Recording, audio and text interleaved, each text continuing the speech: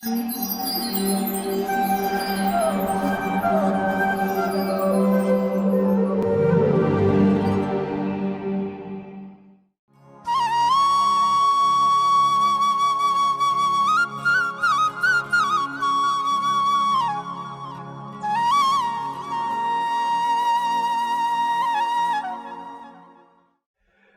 नमो भगवते वासुदेवाय। ओम नमो भगवते वासुदेवाय। ओम नमो भगवते वासुदेवाय। ओम अज्ञानतिमिरान्धस्य ज्ञानाञ्जनशलाकया चक्षुरुन्मिलितं येन तस्मै श्रीगुरवे नमः। नमो विष्णुपादाय कृष्णप्रेष्ठाय भूतले श्रीमते भक्तिवेदान्तस्वामिनिति नामिने। नमस्ते सरस्वती देवे गौरवाणी प्रचारिणे निर्विशेषशून्यवादी पाश्चात्यदेशतारिणे। जय श्री कृष्ण चैतन्य प्रभु नित्यानंद श्री अद्वैत गदाधर शिवासादि गौर भक्तवृंद। हरे कृष्ण कृष्ण कृष्ण हरे हरे, हरे राम राम राम हरे हरे। नारायणं नमस्कृत्यं नरं चैव नरोत्तमं देवीं सरस्वतीं व्यासं ततो जयमुदीरये। हरे कृष्णा। आप सबका स्वागत है श्रीमद् भागवतम की इस कथा में। आज दूसरा सत्र है। कल हम लोगों ने श्रीमद् भागवतम का पहला स्कंद, जिसमें कि 19 अध्याय हैं, उसमें चर्चा की थी। आज हम दूसरा तीसरा स्कंद और हो सकेगा तो उससे ज़्यादा करेंगे। जैसा कि पहले स्कंद के अंतिम में हमें पता चला कि किस प्रकार परीक्षित महाराज, जिन्हें श्राप मिला था कि 7 दिन में उनके तक्षक नाम के सर्प के डसने से मृत्यु हो जाएगी, तो गंगा किनारे चले गए और अपना राजपाट त्याग दिया। उसी समय वहाँ पर सुखदेव गोस्वामी का आगमन होता है। सारे ऋषि मुनि जो पहले से वहाँ पहुँचे थे कथा के लिए, सब खड़े हो जाते हैं। सुखदेव गोस्वामी को आसन दिया जाता है। परीक्षित महाराज उनसे प्रश्न करते हैं कि जो व्यक्ति मृत्यु के नज़दीक हो, उसे किसका श्रवण, किसकी कथा का श्रवण, कौन सा मंत्र जप और किसका स्मरण करना चाहिए। वास्तव में हम देखें तो हमारी भी यही स्थिति है। परीक्षित महाराज के पास भी 7 दिन थे और हर व्यक्ति की मृत्यु भी 7 दिनों के अंदर ही होती है, संडे टू सैटरडे के बीच में। तो जो प्रश्न परीक्षित महाराज ने पूछा वास्तव में वो हमारे लिए है। तो उसके उत्तर में सुखदेव गोस्वामी जी ने कहा, तस्मात् भारत सर्वात्मा भगवान ईश्वरो हरि श्रोतव्यम कीर्तवश्च स्मर्तव्यश्च तावहयम। कि ऐसा व्यक्ति जो मृत्यु के नज़दीक है, उसे भगवान श्री कृष्ण के बारे में ही सुनना चाहिए, उन्हीं का मंत्र जपना चाहिए और उन्हीं का ध्यान करना चाहिए। तो ऐसा प्रश्न किया। लेकिन उस सभा में काफ़ी ऋषि मुनि थे जो अलग अलग योग या साधना या भक्ति के अंगों का पालन करते हों, कोई देवताओं से प्रभावित हो। तो सुखदेव गोस्वामी ने भगवान की भक्ति की सुप्रीमेसी को सिद्ध करने के लिए दूसरे भक्ति के अंगों से उसको सर्वोपरि किया और उसकी व्याख्या भी की। उन्होंने बताया कि किस प्रकार अष्टांग अर्थात योग में व्यक्ति यम नियम आसन प्राणायाम प्रत्याहार धारणा ध्यान और समाधि जैसे अंगों का पालन करते हुए हृदय में परमात्मा को देखने का प्रयास करता है। 6 चक्र अर्थात 6 चक्रों से अपना ध्यान ऊपर उठाते हुए मुक्ति प्राप्त कर लेता है। लेकिन सुखदेव गोस्वामी जी कहते हैं मुक्ति से भी अधिक उत्कृष्ट है भगवत प्रेम। और फिर उन्होंने बताया कि किस प्रकार ज्ञान मार्गी भी प्रकृति के सारे तत्वों से अलग होकर, गुणों से अलग होकर भगवान की भक्ति करने का प्रयास करते हैं ज्ञान योग से। लेकिन वो भी मुक्ति तो दे सकती है, लेकिन भक्ति नहीं दे सकती। कुछ लोग देवताओं से आकर्षित होते हैं, अन्य प्रकार के रिचुअल्स अनुष्ठानों से आकर्षित होते हैं, स्वर्ग इत्यादि जाना चाहते हैं, कर्म कांड कर कर पुण्य इत्यादि कर कर। लेकिन भक्ति की इससे भी कोई तुलना नहीं की जा सकती। क्योंकि अगर हम कर्म कांड करते हैं, किसी तरह के रिचुअल्स करते हैं, स्वर्ग जाने के लिए पुण्य इत्यादि कर्म करते हैं, तो भगवद गीता में कृष्ण कहते हैं जो दूसरे देवताओं की शरण में जाते हैं अल्प मेधसा कम बुद्धि के लोग हैं, क्योंकि वो कामस्थ हित प्रतिज्ञान, जिनकी इच्छाओं के द्वारा बुद्धि मारी गई है, ये पूरा हो जाए, ये काम निकल जाए, अभी ये फल मिल जाए। ऐसे लोग इधर उधर देवताओं की शरण में जाते हैं, या फिर पुण्य कर्म करते हैं क्योंकि यहाँ पर भोग कर कर वो फ्रस्ट्रेटेड हो चुके होते हैं और अब जाना चाहते हैं स्वर्ग इत्यादि, क्योंकि उन्होंने सुना होता है कि स्वर्ग में इस भौतिक जगत से कहीं ज़्यादा ऑपुलेंस है, काफ़ी आनंद है, कल्प वृक्ष लगे हुए हैं, अप्सराओं का नृत्य देखने को मिलता है। इसलिए वो स्वर्ग जाने के लिए हर तरह का अनुष्ठान पूरा करते हैं और मरने के बाद तुरंत घर वाले कार्ड छपवाते हैं, स्वर्ग ये सो एंड सो। लेकिन स्वर्ग इतना आसान नहीं है, उसके लिए भी बहुत पुण्य करने पड़ते हैं, तब जाके व्यक्ति वहाँ पहुँचता है। कई धर्मों में, चाहे कुरान में देखें, चाहे बाइबल अर्थात क्रिश्चियनिटी या इस्लाम में देखें, वहाँ पर भी स्वर्ग जाने की बात की जाती है। अपने को पूरा व्यक्ति जो है स्वर्ग जाने के लिए एड़ी चोटी का जोर लगा देता है, कुछ भी करने को तैयार है, क्योंकि वहाँ पर हूरें मिलेंगी, अप्सराएं मिलेंगी, एंजल्स मिलेंगे। तो लोगों को ये मालूम होता है कि इस संसार में जो सुख मिल रही है बड़े निकृष्ट हैं, इससे ऊपर के लोगों में इससे अच्छे सुख हैं, इसलिए वहाँ जाना चाहते हैं। लेकिन कृष्ण गीता में कहते हैं, तेतम भुक्त्वा स्वर्गलोकम विशालम शिण्य पुण्य मृत्युलोकम विशंति। इतनी मेहनत करके पुण्य इत्यादि कर कर अगर स्वर्ग पहुँच भी जाएंगे तो ये तो पृथ्वी के ऊपर के लोग हैं, उधर से वापस पुण्य खत्म होने पर नीचे भेज दिया जाएगा, फिर से हमें जन्म, बुढ़ापा, बीमारी, मृत्यु के चक्र में फंसना पड़ेगा। आ ब्रह्म भुवन लोक पुनरावर्तन अर्जुन। कृष्ण ने यह भी कहा, कोई ये ना सोचे कि इसमें तो पृथ्वी में तो जन्म और मृत्यु है, शायद स्वर्ग में नहीं होगा। पुण्य खत्म होने पर नीचे भेज दिया गया और स्वर्ग में रहने वालों को भी मृत्यु होती है। तो भगवान ने कहा, ऊपर से लेकर नीचे तक के जो 14 लोग हैं, हर जगह दुख है और कष्ट है। तो इसलिए सुखदेव गोस्वामी जी कहते हैं, जो देवताओं की शरण में हैं या पुण्य कर्म करते स्वर्ग पहुंचना चाहते हैं, तो बहुत ही निकृष्ट है भगवत प्रेम के आगे। तो इस प्रकार चर्चा करते हुए वो भक्ति को ही सर्वोत्तम बताते हैं और ज्ञान, कर्म इत्यादि को बताते हैं, किसी तुलना नहीं की जा सकती भक्ति से। ये तो दूसरी चीज़ें खाली स्वर्ग भेजेंगी या मुक्ति देंगी, लेकिन कृष्ण प्रेम नहीं देंगी। इस प्रकार परीक्षित महाराज सुखदेव गोस्वामी से स्वर्ग के विषय में पूछना चाहते हैं कि कैसी ये सृष्टि हुई और सृष्टि से आगे किस प्रकार संसार के लोग आगे आए। तो सुखदेव गोस्वामी जी जो हैं उनको बताते हैं कि जो आपकी ये प्रश्न है, मैं इसके लिए नारद और ब्रह्मा जी के संवाद को कोट करूँगा, क्योंकि एक बार नारद जी ने भी ब्रह्मा जी से इस प्रकार के प्रश्न किए थे। उन्होंने 6 प्रश्न किए थे नारद जी ने और कहा था, यद रूपम यद अधिष्ठानम यद सृष्टि मिदम प्रभो यद संसम यद परम यद च तत्वम वद तत्वतः। उन्होंने कहा था ब्रह्मा जी से कि आप मुझे बताएं कि सृष्टि का क्या स्वरूप है, सृष्टि किस पर आश्रित है, इसके बैकग्राउंड में कौन है जो इस संसार को चला रहा है, तो मुझे तत्व से बताएं। और फिर ये भी कहा कि हे मेरे पिता, आपके ज्ञान का स्रोत क्या है, आप किसके द्वारा प्रोटेक्टेड हैं और आप किसके अंडर में कार्य कर रहे हैं। मुझे तो ये लगता है कि आप ही शायद इस संसार के अधिष्ठाता देव हैं, आप ही के अंतर्गत सब कुछ चल रहा है। तो फिर ब्रह्मा जी क्योंकि अपनी पोजीशन जानते हैं, इसलिए नारद जी की इन जिज्ञासाओं को, इन डाउट्स को बड़े सुंदर ढंग से क्लियर करते हैं कि मैं सब कुछ नहीं हूँ और वो भगवान कौन है, वो साक्षात नारायण है। और फिर जो प्रश्न उन्होंने किए थे 6 प्रकार के, उनके सबके उत्तर देते हैं और एक श्लोक कोट करते हैं, नारायणम परम वेदा, अर्थात वेदों के द्वारा जिसे जाना जाता है वो नारायण ही है। देवा नारायण अंगजा, और जितने भी देवी देवता हैं सृष्टि में जो संसार को चला रहे हैं, ये उन्हीं नारायण के अंग हैं। नारायणम परालोका, जितने भी लोक हैं ये नारायण के द्वारा ही प्रकट किए गए हैं। नारायणम परामखा, और जो हम यज्ञ करते हैं वो नारायण की प्रसन्नता के लिए करते हैं, उसके अधिष्ठाता देव नारायण ही होते हैं।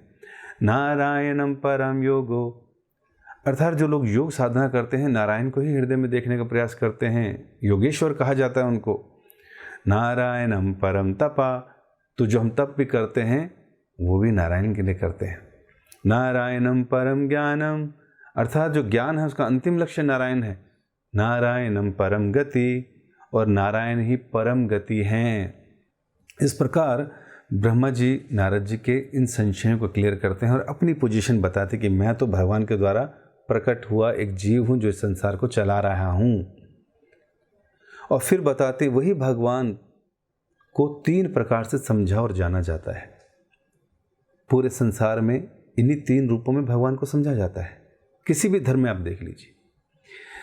उन्होंने कहा ब्रह्मेति परमात्मेति भगवानिति शब्दते, अर्थात भगवान को ब्रह्म के रूप में, सर्वव्याप्त के रूप में, निराकार के रूप में, या फिर एक ज्योति लाइट के पुंज के रूप में पूरे संसार में कई धर्मों में पूजा जाता है।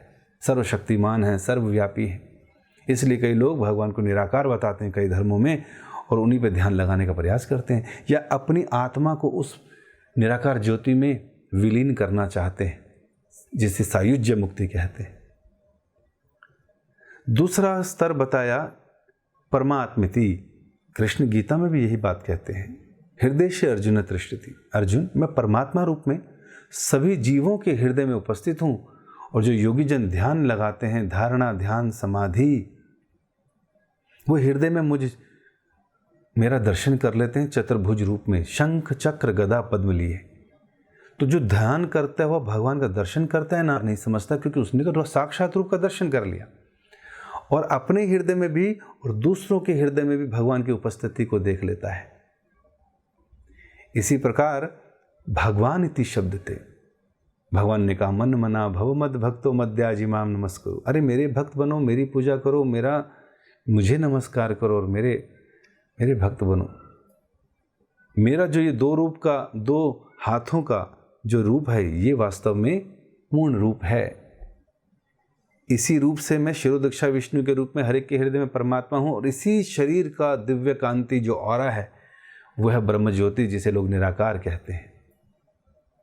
तो इसलिए कई धर्मों में खाली निराकार मानते हैं, ज्योति का पुंज मानते हैं। कई लोग जो योगी जन हो परमात्मा देख लेते हैं, इसलिए वो भगवान को साकार मानते हैं। और लेकिन जो भगवान के साक्षात विग्रह के रूप में पूजा करता है, जैसे कि भगवान ने कहा, ब्रह्मा जी ने ब्रह्म संहिता के पहले श्लोक में कहा सच्चिदानंद विग्रहा, कि भगवान जो है ना, ईश्वर परम कृष्ण। ईश्वर तो बहुत हैं, लेकिन परम ईश्वर कृष्ण हैं, और उन परम ईश्वर का रूप है सत्य, चित्त और आनंद से बना हुआ विग्रह है। तो इस प्रकार की ज्ञान जो है वो नारद जी को देते हैं। और फिर ब्रह्मा जी जो हैं, ये ज्ञान देने के बाद आगे परीक्षित महाराज प्रश्न करते हैं, और वो कहते हैं कि मुझे और बताएं, और 21 प्रश्न कर डालते हैं। सुखदेव गोस्वामी जी उन प्रश्नों का उत्तर देते हैं विदुर और मैत्रेय संवाद के द्वारा। वो कहते हैं कि एक बार विदुर और मैत्रेय जी भी मिले थे, उन्होंने भी यही सब डिस्कशन किया था। तो मैं तुम्हें वहाँ से कोट करता हूँ। पहला प्रश्न उन्होंने किया था कि इस संसार में जो ये जीवात्मा है, उसको ये शरीर कैसे प्राप्त होता है। तो इसके प्रश्न के उत्तर में बोला कि जो ये शरीर प्राप्त होता है, ये मिस आइडेंटिफिकेशन की वजह से होता है।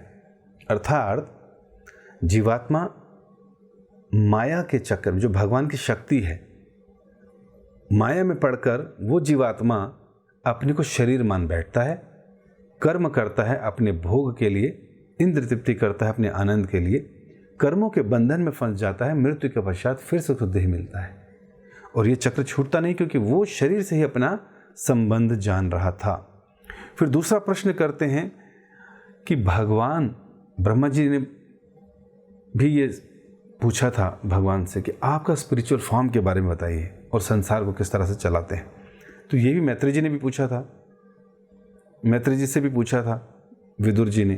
तो उसके उत्तर में भगवान श्री कृष्ण ब्रह्मा जी को चतुर्श्लोकी अर्थात श्रीमद् भागवतम का सार बताते हैं 4 श्लोकों में। दूसरे स्कंद के 9वें अध्याय के 33, 34, 35 और 36, इन 4 श्लोकों में पूरी श्रीमद् भागवतम का सार भगवान ने स्वयं बता दिया। जैसे भगवत गीता में भी भगवान श्री कृष्ण ने भगवत गीता को 4 श्लोकों में, चतुर्श्लोकी गीता जिसे कहते हैं, उसमें अपना भगवत तत्व आराम से क्लियर किए। 10वें अध्याय के भगवत गीता के 8, 9, 10 और 11 ये 4 श्लोक हैं। इसी प्रकार भागवतम में 33, 34, 35 और 36 9वें अध्याय के में बताया गया दूसरे स्कंद के। उसमें भगवान ने कहा अहम एवासम एवाग्रे नान्यद्यत् सद असत परम पश्चात अहम एताश्च यो वशिष्येज सो अस्मि हम। 33वें श्लोक में भगवान ये कह रहे हैं, सृष्टि से पहले मैं एग्जिस्ट करता था और सृष्टि के बाद भी मैं एग्जिस्ट करूंगा, और जो भी आप ये सत और असत सारी सृष्टि देख रहे हैं ये मेरे द्वारा है, मेरी एक्सपेंशन है, और जो बचेगा अंत में वो भी मैं ही बचूंगा। एक आर्टिकल आया था अखबार में, न्यूज़ थी, जो बहुत बड़े साइंटिस्ट हुए हैं नास्तिक प्रवृत्ति के,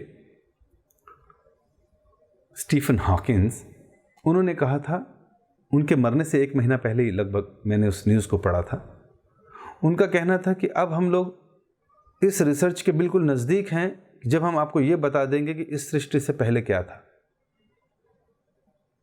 तो मुझे लगा शायद उन्होंने भागवतम पढ़ लिया 2.9.33 और अब बोलेंगे हाँ हम समझ गए हैं वो कृष्ण ही थे, लेकिन उससे पहले वो शरीर त्याग गए। वास्तव में जो अपने ज्ञान से, उसके घमंड में, उसके अहंकार में रहता है वो भगवान को जान ही नहीं सकता। भक्त्या माम अभिजानाति, भगवान कहते हैं केवल भक्ति के द्वारा मेरे भक्त मुझे जान सकते हैं, अन्यथा नहीं। तो हमें इसलिए भक्त बनने का प्रयास करना चाहिए। तो इस प्रकार चतुर्श्लोकी गीता में भगवान ने अपनी माया का, संसार को चलाने का तरीका बताया, और किस प्रकार जो हैं इस सृष्टि में उन्होंने सृष्टि की और उसके बाद वो स्वयं रहेंगे, इस ज्ञान को ब्रह्मा जी को दिया। इसके बाद इसी दूसरे स्कंद में सर्ग और विसर्ग के बारे में पूछने पर शुकदेव गोस्वामी ने जो भागवतम के 10 विषय हैं उसके विषय में एक श्लोक कोट किया, अत्र सर्ग विसर्गश्च स्थानम पोषणम ऊतया मनवंतर ईशानु कथा निरोधो मुक्तिराशया। तो ये 10 विषय जो हैं ये पूरे श्रीमद् भागवतम के 12 स्कंधों में इस पर चर्चा हुई है। दूसरे में, तीसरे में और चौथे में भी सर्ग और विसर्ग की चर्चा हुई है। उसके बाद अन्य टॉपिक, आगे विषय जो हैं अगले अध्याय में किए गए हैं। परीक्षित महाराज ने और भी प्रश्न किए और शुकदेव गोस्वामी जी ने विदुर और मैत्रेय मुनि के आधार पर, जो उनके कन्वर्सेशन हुआ था उसके आधार पर उनके उत्तर दिए। परीक्षित महाराज ने कहा कि मुझे और सर्ग और विसर्ग के विषय में बताइए, और विशेषकर ये बताइए कि मैत्रेय मुनि और विदुर जी कब मिले और कहाँ मिले।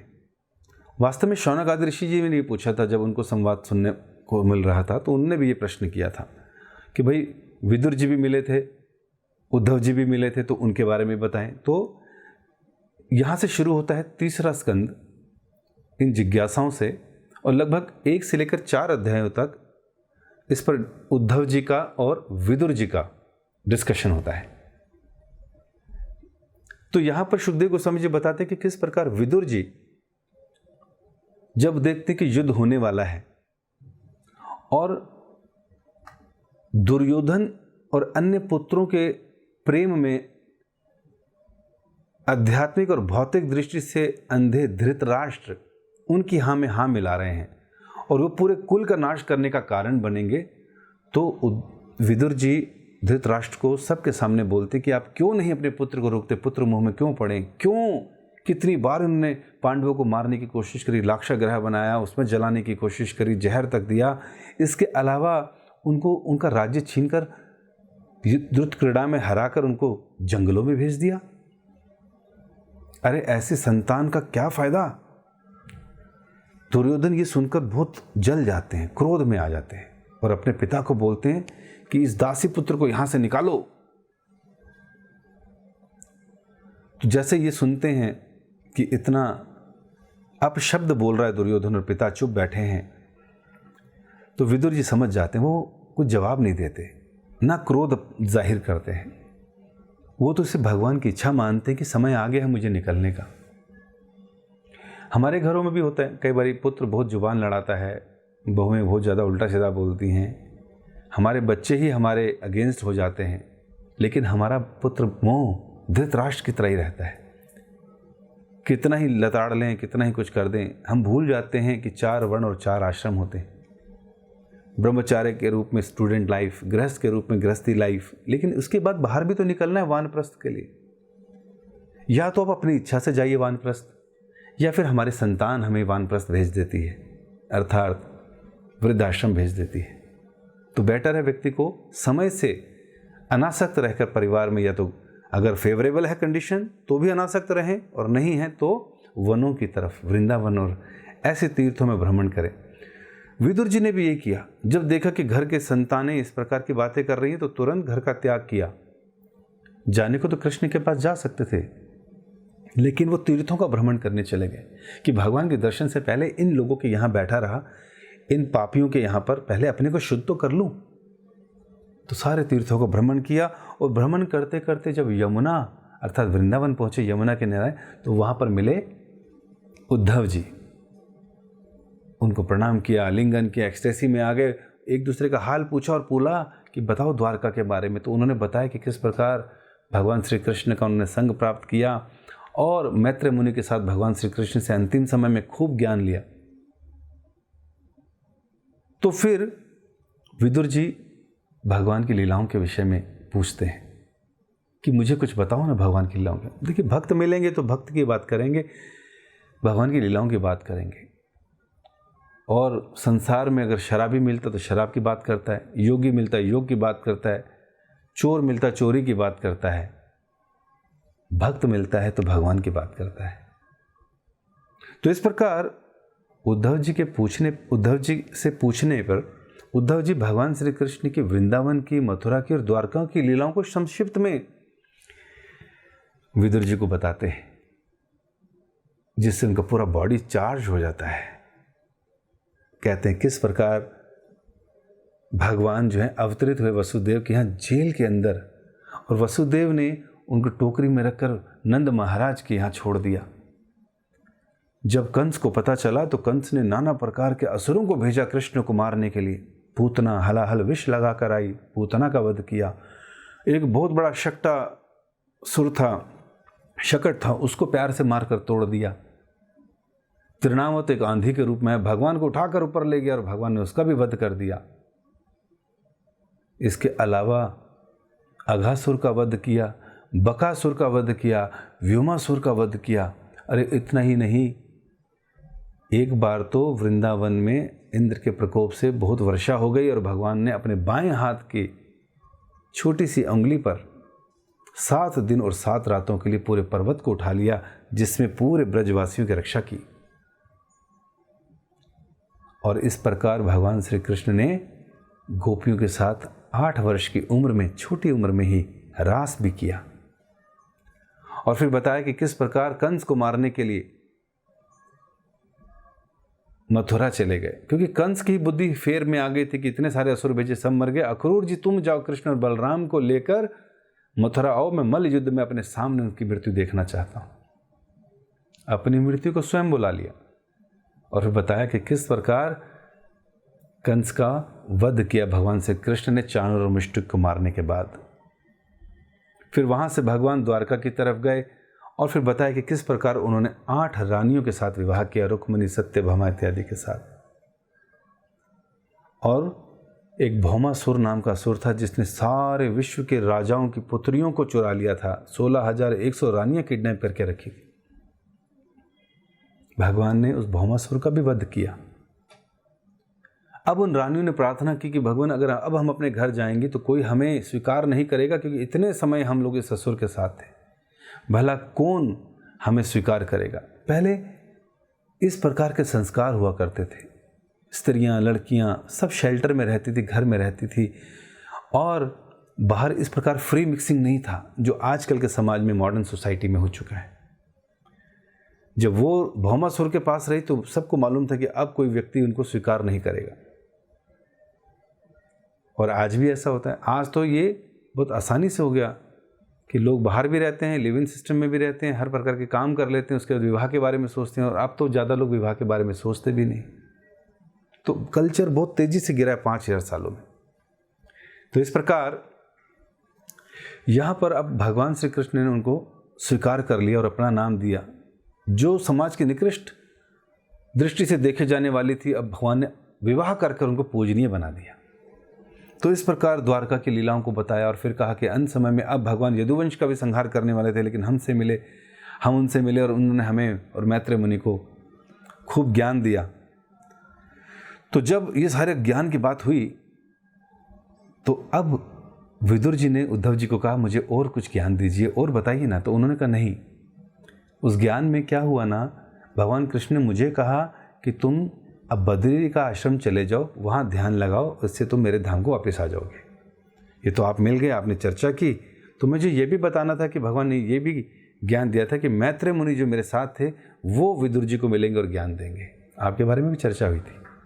तो विदुर जी बड़े खुश हो जाते। इस प्रकार अब जो हैं विदुर जी और मैत्रेय मुनि का संवाद शुरू होता है, क्योंकि वहाँ से वो हरिद्वार चले जाते हैं, यहाँ पर मैत्रेय मुनि थे।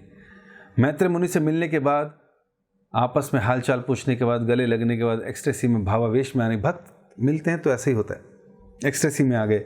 और फिर उन्होंने प्रश्न किया विदुर जी ने मैत्रेय मुनि से, कहा कि मुझे आप भगवान के पुरुष अवतार के बारे में बताओ, उनके विराट रूप के बारे में बताओ, उनके लीला अवतारों के बारे में बताओ, इस प्रकार की कई चीज़ों के बताओ। और फिर उत्तर में उन सब अवतारों के बारे में चर्चा की जाती है और बताया जाता है कि किस प्रकार विराट पुरुष अर्थात भगवान का जो स्वरूप है प्रकट होता है, जिससे कि सारी सृष्टि होती है, जिसमें सारे प्लैनेट्स बाहर निकलते हैं, वृक्ष इत्यादि, पहाड़ इत्यादि, नदियाँ इत्यादि भगवान के विराट रूप से प्रकट होती सारी चीज़ें। और फिर सारे लिविंग बींग्स उन्हीं विराट पुरुष के मुख से जो हैं ब्राह्मण पैदा हो रहे हैं, हाथों से क्षत्रिय हो रहे हैं, पेट से वैश्य प्रकट हो रहे हैं, पैरों से शूद्र प्रकट हो रहे हैं। तो इस प्रकार उन्होंने ज्ञान दिया विराट रूप का। और फिर विराट रूप का बताने के बाद उन्होंने बोला कि एक प्रश्न किया तीसरा कि भगवान कैसे जब इस संसार को बनाते हैं तो प्रकृति के गुणों से उनका कैसा संबंध रहता है, और जो ये आत्माएं हैं जो कि शुद्ध हैं वैसे तो, लेकिन इस संसार में आके किस प्रकार दूषित या समस्याओं में फंस जाती है। उसके उत्तर में बताते हैं कि भगवान कभी भी इस संसार से जुड़ते नहीं, क्योंकि वो तो इन तीनों गुणों को बनाने वाले हैं, प्रकृति को बनाने वाले हैं, माया को बनाने वाले हैं, ये उनकी एनर्जी है। भगवान इन सब से ऊपर है। लेकिन हाँ, जीवात्मा जो कि शुद्ध है, भगवान का अंश है, सच्चित और आनंद, वो आत्मा जब इस शरीर के साथ अपनी पहचान करती है तो यही उसका कारण है कि वो संसार में दुख भोगती है। इस शरीर को परमानेंट मानकर अपने को आइडेंटिफाई करती है और फिर शरीर की डिमांड्स को, इनकी पोजीशंस को अपना मान बैठती है, इन रिलेटिव्स को अपना मान बैठती है और दुख और परेशानी में रहती है। इस प्रकार ये चर्चा आगे होती है। और फिर विदुर जी और पूछते हैं सर्ग विसर्ग इत्यादि के बारे में, मनु और प्लैनेट्स के बारे में, जो कि 8वें दूसरे अध्याय में दूसरे स्कंद में पूछा था। लेकिन क्या होता है ना कि सुखदेव गोस्वामी जी अभी भी विदुर और मैत्रेय मुनि के संवाद के द्वारा ही परीक्षित महाराज की जिज्ञासाओं का समाधान कर रहे हैं। और फिर बताते हैं कि किस प्रकार ब्रह्मा जी ने प्रार्थनाएं की और इस संसार को प्रकट किया और समय के अनुसार किस प्रकार ये सारी घटनाएं घटी। तो जैसे समय के विषय में बताते हैं कि समय का क्या प्रभाव है, तो प्रश्न करते हैं समय के बारे में कुछ बताइए। तो फिर बताते हैं कि किस प्रकार ये समय है, जो काल है, वास्तव में है तो भगवान का रिप्रेजेंटेशन, लेकिन इस संसार में कैसे कार्य करता है कि एक परमाणु से कैसे अणु बनता है। 2 परमाणुओं का योग अणु है और 3 अणुओं का योग त्रिश्रेणु है। इस प्रकार काल का इन चीज़ों को बनने में जितना समय लगता है, फिर एक दिन बनता है, 2 पक्ष बनते हैं 15-15 दिन के, शुक्ल पक्ष और कृष्ण पक्ष, इन 2 को मिलाएं तो एक मास बनता है, एक साल बनता है 365 दिनों का। और उसके बाद 4,32,000 वर्ष बीतने पर एक युग बीतता है और 8,64,000 द्वापर युग की एज, 12,96,000 त्रेता युग की एज और 17,28,000 वर्ष सतयुग की उम्र। तो इन चारों को बोलते तो एक चतुर्युग बोलते हैं। और कहा कि इस प्रकार 1,000 चतुर्युग जब बीतते हैं तो ब्रह्मा जी के दिन के 12 घंटे बीतते हैं और इतनी ही बड़ी उनकी रात है। तो समय का प्रभाव इस प्रकार बताते, फिर बताते कि किस प्रकार मनवंतर, कल्प इत्यादि बीतते हैं और ब्रह्मा जी के 100 वर्ष हैं और इस 100 वर्ष की आयु महाविष्णु के सामने केवल एक श्वास है। अर्थात भगवान जब श्वास छोड़ते हैं, असंख्य ब्रह्मांड उत्पन्न होते हैं, गर्भोदक्षाय विष्णु से ब्रह्मा जी उत्पन्न होते हैं, 100 वर्ष की उनकी आयु होती है, सारी सृष्टि करते हैं और जब भगवान सांस अंदर लेते हैं तो सब कुछ वापस अंदर चला जाता है। ब्रह्मा जी के 100 साल गए, तो इस प्रकार समय का, तत्काल का की चर्चा होती है। फिर ब्रह्मा जी को और बताया जाता है क्या कि 10 प्रकार की सृष्टि, इन 10 प्रकार की सृष्टि में वो बताते हैं 6 प्रकार की प्राइमरी सृष्टि है, उसके बाद 3 प्रकार की सेकेंडरी है और 1 प्रकार की मिश्रित है। जो प्राइमरी है उसमें महतत्व, अहंकार, इंद्रियां, देवता और अज्ञान एवं इंद्रियां ये प्रकट होती हैं 6 प्रकार की प्राइमरी सृष्टि में। और सेकेंडरी में है पशु, वृक्ष इत्यादि और मनुष्य, और इन दोनों का मिश्रण विकृत सृष्टि, जिसे 10वीं सृष्टि का। तो 10 प्रकार की सृष्टि की बात करते हैं। इसके बाद और प्रश्न किया जाता है विसर्ग के बारे में बताएं, तो फिर बताया जाता है कि किस प्रकार ब्रह्मा जी ने सबसे पहले 5 प्रकार की अज्ञानता को प्रकट किया। 5 प्रकार की अज्ञानता कौन सी है? तामिश्र है, एक है महातामिश्र, अंधतामिश्र, एक है तमस, एक है मोहम और एक है महामोहम। जैसे ब्रह्मा जी ने इस 5 प्रकार की सृष्टि की और जीव संसार में है, तो सबसे पहले वो तमस में, मोह में, महामोह में और तामिश्र में और अंधतामिश्र में, ये 5 प्रकार के अज्ञानताओं में, क्रोध इत्यादि में फंस जाता है और उसके बाद इस संसार में तड़पता रहता है। फिर उन्होंने बताया कि किस प्रकार ब्रह्मा जी ने सबसे पहले 4 पुत्रों को प्रकट किया, क्योंकि भगवान की आज्ञा थी कि सृष्टि करो ब्रह्मा जी। तो 4 पुत्रों को, 4 कुमारों को प्रकट किया। 4 कुमारों से कहा ब्रह्मा जी ने कि आप सृष्टि आगे बढ़ाइए। लेकिन इन 4 कुमारों की तो भगवान के प्रति आसक्ति थी और निराकार ब्रह्म के प्रति उनका आकर्षण था। उन्होंने कहा हम विवाह नहीं करेंगे, हम सृष्टि आगे नहीं करेंगे। तो ये सुनकर ब्रह्मा जी को बड़ा बुरा लगा कि मैं पिता हूं, ये मेरे पुत्र हैं, पिता की अवज्ञा कर रहे हैं। कोई लोग कह सकते देखो पिता की अवज्ञा कर दी पहले पुत्रों ने, लेकिन किस लिए की? पुत्र जो हैं भगवान की भक्ति के लिए अवज्ञा कर रहे हैं। तो इसलिए भगवान की भक्ति के लिए अगर कोई व्यक्ति ऐसा कर रहा है तो उसको किया जा सकता है। अभी ब्रह्मा जी जब परेशान हुए इस प्रकार, तो दुख से, क्रोध से, उनकी भ्रिकुटी से शिव प्रकट हो गए। एक छोटा रोता हुआ बच्चा, बच्चे ने तुरंत बोला मेरा नाम क्या है, मैं कहाँ रहूंगा, मुझे बताएं। ब्रह्मा जी ने कहा रोते हुए पैदा हो, तुम्हारा नाम रुद्र है और तुम्हारे रहने के लिए 11 स्थान हैं और तुम्हें 11 पत्नियां भी दे रहा हूं। तो मन पर, इंद्रियों पर, हृदय में, आकाश में, बिजली के रूप में, तो इस प्रकार 11 स्थान दिए उनको रहने के लिए। क्रोध यहीं से प्रकट होता है। तो इसका शिव को प्रकट किया। फिर शिव से कहा कि तुम सृष्टि करो। तो शिव जी ने सृष्टि करना शुरू करा। तो शिव जी क्योंकि तमोगुण के अधिष्ठाता देव हैं, तो बिच्छू, सांप, भूत, पिशाच ये प्रकट करने लगे। इससे पूरी पृथ्वी भरने लगी और यही ब्रह्मा जी को खाने लगे। तो ब्रह्मा जी ने कहा नहीं नहीं नहीं, रुको रुको रुको, ये सबसे थोड़ी पृथ्वी भरनी। तो इस प्रकार उन्होंने उनको रोका और फिर अपने ही शरीर से एक स्त्री और पुरुष को प्रकट किया। पुरुष का नाम था स्वयंभू मनु, स्त्री का नाम था शत्रुपा।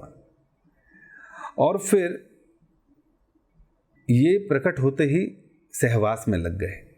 ब्रह्मा जी ने जब इनको प्रकट किया तो प्रश्न पूछा गया कि शत्रुपा और मनु जब आए तो फिर इन्होंने आगे क्या किया। तो फिर ब्रह्मा जी ने उनसे कहा कि तुम संतान उत्पन्न करो मनु और शासन करो इस संसार पर। तो जैसे ही उन्होंने ऐसा करना शुरू किया, लेकिन उन्होंने देखा कि पृथ्वी तो है ही नहीं, संतान कहाँ रहेगी। जैसे ही ब्रह्मा जी ने ध्यान लगाया कि पृथ्वी कहाँ है, देखा ये तो रसातल में डूबी हुई। फिर वराह भगवान प्रकट होते हैं और पृथ्वी को नीचे से निकालते हैं। ये पहले मनवंतर की बात है, ब्रह्मा जी के प्रकट होने वाले। मैत्रेय मुनि जी ये जब बताते हैं विदुर जी को, तो उसके तुरंत बाद कहते हैं नहीं नहीं, 6ठे मनवंतर में भी घटना घटी थी, उसमें भी स्वयंभू मनु को सृष्टि आगे करने के लिए कहा था। जब उन्होंने कहा पृथ्वी कहाँ है, तो देखा रसातल में डूबी हुई है। तो उस समय ब्रह्मा जी ने जब देखा और ध्यान लगाया, तो तभी उनकी नासिका से भगवान वराह का प्राकट्य हुआ। वराह मतलब सूकर, सूकर मतलब सुअर। पृथ्वी रसातल में थी। भगवान के हर अवतार का एक प्रयोजन होता है, एक विशेष कार्य करने के लिए आते हैं। रसातल, गर्भोदक सागर से थोड़ा ऊपर रसातल में अगर पृथ्वी है तो वहां से निकालेगा कौन? जनरली देखा जाता है सूअर पानी में रहता है, कीचड़ में रहता है, अंदर की चीज़ें बाहर इजीली निकाल लेता है। तो भगवान यहाँ पर एक ऐसा रूप लेकर आए, जैसे ही ब्रह्मा जी ने सोचा, उनकी नासिका से अंगूठे के आकार के प्रकट हुए वराह भगवान, और उनके देखते ही देखते हाथी के समकक्ष हो गए। सुंदर सुनहरे बाल आभूषणों से युक्त थे। और फिर ब्रह्मा जी ने देखा कि वराह भगवान प्रकट हो गए हैं, तो वो प्रकट हो गए तो वो लेकर आएंगे। तो क्या हुआ, अब जैसे ही उन्होंने बताया, मैत्रेय मुनि ने, कि वराह भगवान प्रकट हुए और उन्होंने हिरण्याक्ष का वध किया और पृथ्वी को ऊपर लाए। ये छठे मनवंतर की बात है, उसकी रक्त वराह की। तो यहाँ पर विदुर जी ने प्रश्न किया कि वराहदेव और हिरण्याक्ष का युद्ध क्यों हुआ। तो जैसे ये प्रश्न किया तो यहां से कहानी थोड़ी आगे बढ़ती है। तो उन्होंने बताना शुरू किया कि ब्रह्मा जी ने जैसे बोला था स्वयंभू मनु को, तुम सृष्टि करो और उसके बाद तुम जो है आगे बढ़ाओ संसार को, तो पृथ्वी ना होने के कारण वराह भगवान आए। अब उन्होंने जब बताया इस प्रश्न में कि उनका युद्ध क्यों हुआ, तो उसके पीछे उन्होंने थोड़ा सा इतिहास बताया। उन्होंने कहा, देखिए, दिति और कश्यप, दिति भार्या थी कश्यप की। कश्यप बहुत अच्छे मुनि थे, साधना में तपस्या में लगे रहते थे। तो एक दिन माता दिति ने कश्यप को अप्रोच किया और कहा कि मैं सहवास करना चाहती हूं। तो जब ऐसा बोला तो कश्यप ने कहा, देखिए ये समय ठीक नहीं है, संध्या का समय है, भगवान शिव अपने भूत पिशाचों और अपने लोगों के साथ इस समय भ्रमण कर रहे होते हैं, ये समय ठीक नहीं है संध्या का। तो अभी कुछ समय इंतजार करो, ये बेला निकलने दो, उसके बाद मैं आपकी इच्छा पूरी करूंगा। लेकिन दिति इतनी आतुर थी उस अग्नि से, कामवेश में, उसने कहा नहीं, मुझे अभी सहवास करना है। कश्यप मुनि ने देखा कि ये नहीं मान रही हैं, तो उनके साथ सहवास किया। और जब सहवास किया तो जैसे ही माता के गर्भ में शिशु आए सहवास करने के बाद, तो उसी समय हर जगह अमंगल के बादल छाने लगे। कश्यप ने कहा, देखा मैंने कहा था ना कुछ गड़बड़ होगी। शिव जी से प्रार्थना करनी थी इत्यादि ने, लेकिन फिर क्या शिक्षा मिली, क्या ज्ञान मिला कि दोनों पुत्र जो हैं बहुत ही उद्वेगित और राक्षस प्रवृत्ति के होंगे, पूरे समाज में दुख और अत्याचार करेंगे, लेकिन उनके परिवार में एक ऐसी संतान होगी जो भक्त होगी। वो थे प्रहलाद महाराज, जो हिरण्यकश्यप के यहाँ हुए थे। तो उन्होंने कहा कि ठीक है, अगर ऐसा भक्त होगा तो यही भगवान का धन्यवाद करती हूँ। उन्होंने धन्यवाद किया। लेकिन अब क्या था, इसके बारे में पूछा गया कि फिर युद्ध क्यों हुआ। तो फिर बताते हैं, ब्रह्मा जी के पास सारे देवता लोग पहुंचते हैं, क्योंकि जब माता के गर्भ में वो शिशु थे, लगभग 100 वर्षों तक बाहर नहीं निकलने दिए दिति ने, और पूरा समाज, पूरा वातावरण जो है अंधकारमय हो गया था। तो सारे देवता लोग ब्रह्मा जी के पास जाकर पूछते हैं इसका कारण। ब्रह्मा जी कहते हैं, मेरे जो 4 पुत्र थे ना, 4 कुमार, उनके विषय में कथा सुनाई कि उनकी नासिका में भगवान विष्णु के चरणों में चढ़ी हुई तुलसी की गंध जब प्रवेश करती है तो वैकुंठ की तरफ जाते हैं, और वैकुंठ में जाने के बाद 6 द्वार जब वो पूरी तरह से क्रॉस कर लेते हैं, 7वें द्वार पे जय और विजय नाम के दूत खड़े होते हैं जो उनको रोक देते हैं। ये उन्हें बिल्कुल अच्छा नहीं लगता, क्रोध में आकर उनको श्राप दे देते हैं कि तुम असुरी परिवार में जाके जन्म लो। भगवान विष्णु आते हैं बीच में, उनसे माफ़ी मांगते हैं, ब्राह्मणों का बहुत आदर सत्कार करते हैं, और जय और विजय को कहते हैं तुम्हारा उद्धार करने के लिए मैं ही आऊँगा नीचे। कहते वहाँ से जय और विजय गिरे, और संध्या के समय जो सहवास किया कश्यप और दिति ने, तो उनके गर्भ में ये जय और विजय आ गए, जो अब हिरण्यकश्यप और हिरण्याक्ष के रूप में आए। जब ये दोनों बाहर आए तो उन्होंने ब्रह्मा जी की खूब तपस्या की, और दोनों को वरदान मिल गया। दोनों बहुत शक्तिशाली हो गए। अपने भाई हिरण्यकशिपु को खुश करने के लिए हिरण्याक्ष ने पूरे वातावरण में तहलका मचा दिया। देवता लोग भागने लगे, छुपने लगे, सबको हरा दिया। युद्ध करना चाहते थे लेकिन सब छुप जाते थे, इतना शक्तिशाली था हिरण्याक्ष। और एक दिन क्या हुआ, पानी के अंदर चले गए वरुण देव से मिलने की, चलो मेरे से युद्ध करो, कोई मिल नहीं रहा मुझे पृथ्वी पे, तो तुम आ जाओ। वरुण देव समझ गए विनाश काल है विपरीत बुद्धि, इसकी बुद्धि खराब हो गई है, अहंकार बढ़ गया है, इसकी मृत्यु नजदीक है। उसने कहा देखो मैं तो वृद्ध हो गया हूं, मैं तुमसे जरूर लड़ता, तुम एक काम करो भगवान विष्णु से लड़ लो ना, वो तुम्हारी खुजली दूर कर देंगे। कहते ठीक है भगवान विष्णु से मैं लड़ूंगा, मेरे हाथों में बहुत खुजली है, मैं मारूंगा विष्णु को। तो चल पड़े, नारद जी मिलते, नारद जी पूछते हैं एड्रेस बता दो विष्णु का। कहते हैं गर्भोदक सागर में लेटे हुए, जाके लड़ लो। गर्भोदक सागर की तरफ जाते हैं, इधर भगवान वराह के रूप में ऑलरेडी अवतार ले चुके हैं और पृथ्वी को रसाताल से ऊपर निकाल रहे हैं। तभी यहाँ पर हिरण्याक्ष पहुंच जाता है गदा लेकर और भगवान को ललकारता है युद्ध करो मेरे से, कहाँ भागे जा रहे हो, डरते हो क्या, अपना हालत देखिए, रूप देखा है आपने अपना, खूब बोलता है। भगवान वराह कहते हैं मैं ये काम कर लूं, कहते नहीं युद्ध करो अगर हिम्मत है तो। कहते हैं ठीक है, पृथ्वी को रोकते हैं ऊपर सतह पर और वराह भगवान को ललकारते हैं आओ युद्ध कर लो, बहुत तुम्हारे अंदर जोश है। तो जैसे प्रहार करने के लिए आता है भगवान, एक दाहिने हाथ का वराह रूप थप्पड़ मारते हैं कान के नीचे, उसी समय मुंह से खून की उल्टी कर देता है हिरण्याक्ष और मर जाता है। तो इस प्रकार इस युद्ध का अंत होता है। और इस अंत के बारे में बाद फिर से विदुर जी पूछते हैं कि ब्रह्मा जी ने क्या किया उसके बाद, जब सृष्टि इत्यादि हो गई, उनकी खुद की सृष्टि हो गई, तो उन्होंने क्या किया और किस प्रकार जीवों को प्रजापतियों के द्वारा प्रकट करवाया।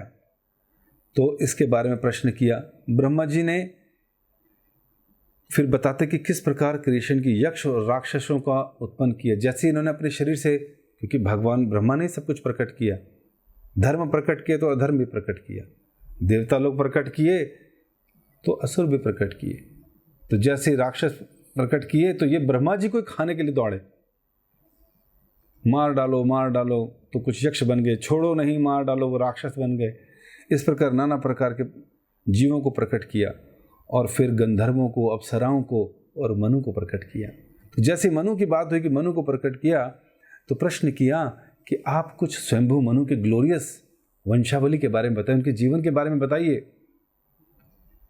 विदुर जी ने पूछा तो मैत्रेय मुनि ने कहा ठीक है, स्वयंभू मनु और सतरूपा जो थे, जो ब्रह्मा जी से प्रकट हुए थे, उनके पहले 5 संतानें हुई। उन 5 संतानों में 3 लड़कियां थी और 2 लड़के थे। 3 लड़कियों में प्रसूति, आकुति और देहुति थे और 2 लड़कों में उत्तानपाद और राजा प्रियव्रत। इन 5 लोगों के विषय में बताया और फिर बताया देवहूति और कर्दम वर्ग के बारे में बताया, उसके बारे में पूछा, क्योंकि देवहूति जो पहली बेटी थी उसके बारे में बताया कि उनका विवाह कर्दम मुनि से हुआ था। तो किस तरह से बताया कि कर्दम मुनि जो हैं भगवान के लिए बहुत तपस्या कर रहे होते हैं, उसी समय भगवान उनके आगे प्रकट होते हैं। प्रकट होने के बाद कहते हैं कि हे कर्दम मुनि, शीघ्र ही स्वयंभू मनु और शत्रुपा आएंगे अपनी बेटी देहुति का हाथ तुम्हें देने के लिए। तो ये पहला विवाह संपन्न करा रहे हैं भगवान स्वयं, कर्दम मुनि के लिए लड़की का रिश्ते के बारे में बता रहे हैं। और उसके बाद ऐसा ही हुआ और कहा कि तुम देहुति से विवाह करना, तुम उसको स्वीकार कर लेना, बहुत ही शालीन और सभ्य लड़की है वो, उससे तुम्हें 9 पुत्रियां होंगी और पुत्र के रूप में मैं ही तुम्हारे घर में प्रकट होऊंगा। और उसके बाद तुम वनों की तरफ चले जाओगे घर का त्याग कर कर, और माता देहुति को मैं ज्ञान दूंगा, भक्ति का, योग का इत्यादि का ज्ञान दूंगा। तो जैसे ही भगवान ने ये बताया तो कर्दम मुनि ने धन्यवाद किया और अगले ही 2 दिन बाद स्वयं स्वयंभू मनु शत्रुपा अपनी बेटी देहुति को लेकर पहुंचते हैं कर्दम मुनि के पास और कहते हैं हमारी पुत्री से विवाह कीजिए। कर्दम मुनि इसको स्वीकार कर लेते हैं और स्वीकार करने के बाद जो हैं देहुति कर्दम मुनि की बहुत सेवा करती है, निस्वार्थ भाव से सेवा, अपने शरीर अपने तन का कोई ध्यान नहीं रखती, लेकिन पति की सेवा करती है। इतनी अच्छी सेवा करती है, कर्दम मुनि से बहुत प्रसन्न हो जाते हैं। हमारे शास्त्रों में स्त्री और पुरुष का संबंध शुरू से बताया जा रहा है कि इनके बीच में कैसे संबंध होना चाहिए। पति मतलब धर्मपरायण, तपस्वी, त्यागी, गुणों से भरा हुआ, पत्नी का सम्मान करने वाला, उसको खिलौना ना समझने वाला। पति हमेशा, स्वयं भगवान विष्णु जिनके चरण कमलों में लक्ष्मी बैठी है, वो उनकी सेवा करती है, पैरों को छोड़ के कहीं नहीं जाती, इतना सम्मान देती है अपने पति विष्णु को। और विष्णु अपनी पत्नी को अपने हृदय में श्रीवत्स के रूप में सदैव अपने हृदय में रखते हैं। ये है पति पत्नी का संबंध। और इस प्रकार यहां पर भी हम देखते हैं, माता पिता आए, बेटी का हाथ दिया, और बेटी जो माता से सीखा वो कर रही है। आज समाज में विवाह होते हैं, कुछ दिन चलते हैं, कुछ महीने चलते हैं, तलाक हो जाता है, डाइवोर्स हो जाता है। क्यों? क्योंकि अब समाज में वो शिक्षा नहीं रही जो घर में शिक्षा माता के द्वारा दी जाती थी लड़कियों को, और गुरुकुल में लड़कों को। अब ना गुरुकुल रहे और ना ही लड़कियों के लिए घर में शिक्षा रही। अब बच्चा पैदा होता है, 6 महीने की उम्र से उसके हाथ में मोबाइल आ जाता है। 2 साल की उम्र में माता पिता उसको, लड़की हो चाहे लड़का, उन्हें क्रंच में स्कूल में भेज देते हैं। माता पिता दोनों कमाने के लिए बाहर चले जाते हैं। संस्कार मेड तो देगी नहीं घर में, संस्कार स्कूल में टीचर तो देंगे नहीं, वो तो ABC सिखाएंगे, पोएम सिखाएंगे। और जब बिना संस्कारों के 20 से 25 साल के बाद लड़के और लड़का बढ़ते हैं तो कहीं पर भी कोई संस्कार नहीं, वैल्यूज नहीं, भगवान की भक्ति का कोई अंश नहीं। और जैसे ही विवाह होता है, सैलरी पैकेज देखकर, बाहरी आकर्षण देखकर, आपस में लविंग अफेयर्स देखकर, जैसे एक छत के नीचे आते हैं, अब बस दिन गिनने होते हैं कि कब तक रहेंगे साथ। अब सारी आदतें पता चल रही हैं, लड़ाई झगड़े हो रहे हैं, वो भी कमाती है, वो भी कमाता है। जब वो गुस्सा हो जाए तो क्या करना है, ये गुस्सा हो जाए तो क्या करना। न्यूक्लियर फैमिली, माता पिता को साथ नहीं रखना, उन्हें तो वृद्धाश्रम भेजो। उन्हें वृद्धाश्रम भेजते हैं और अपने बच्चों से एक्सपेक्ट करते हैं कि ये हमें साथ रखेंगे जीवन में। यद यद आचरित श्रेष्ठ, जैसे जैसे श्रेष्ठ लोगों ने किया बच्चे वही फॉलो करते हैं। वो भी कहते हैं शादी तो होने दो, फिर हम आपको भगाते हैं। डाइवोर्सेस हो जाते हैं, तकलीफें हो जाती हैं। तो हमारे ग्रंथ पुराने लिखे तो गए हैं, लेकिन उसमें जो संस्कार हैं वो बहुत सुंदर है। तो यहाँ माता पिता अपनी बेटी को लेकर गए कर्दम मुनि के पास, और पूरा जीवन उन्होंने सेवा की।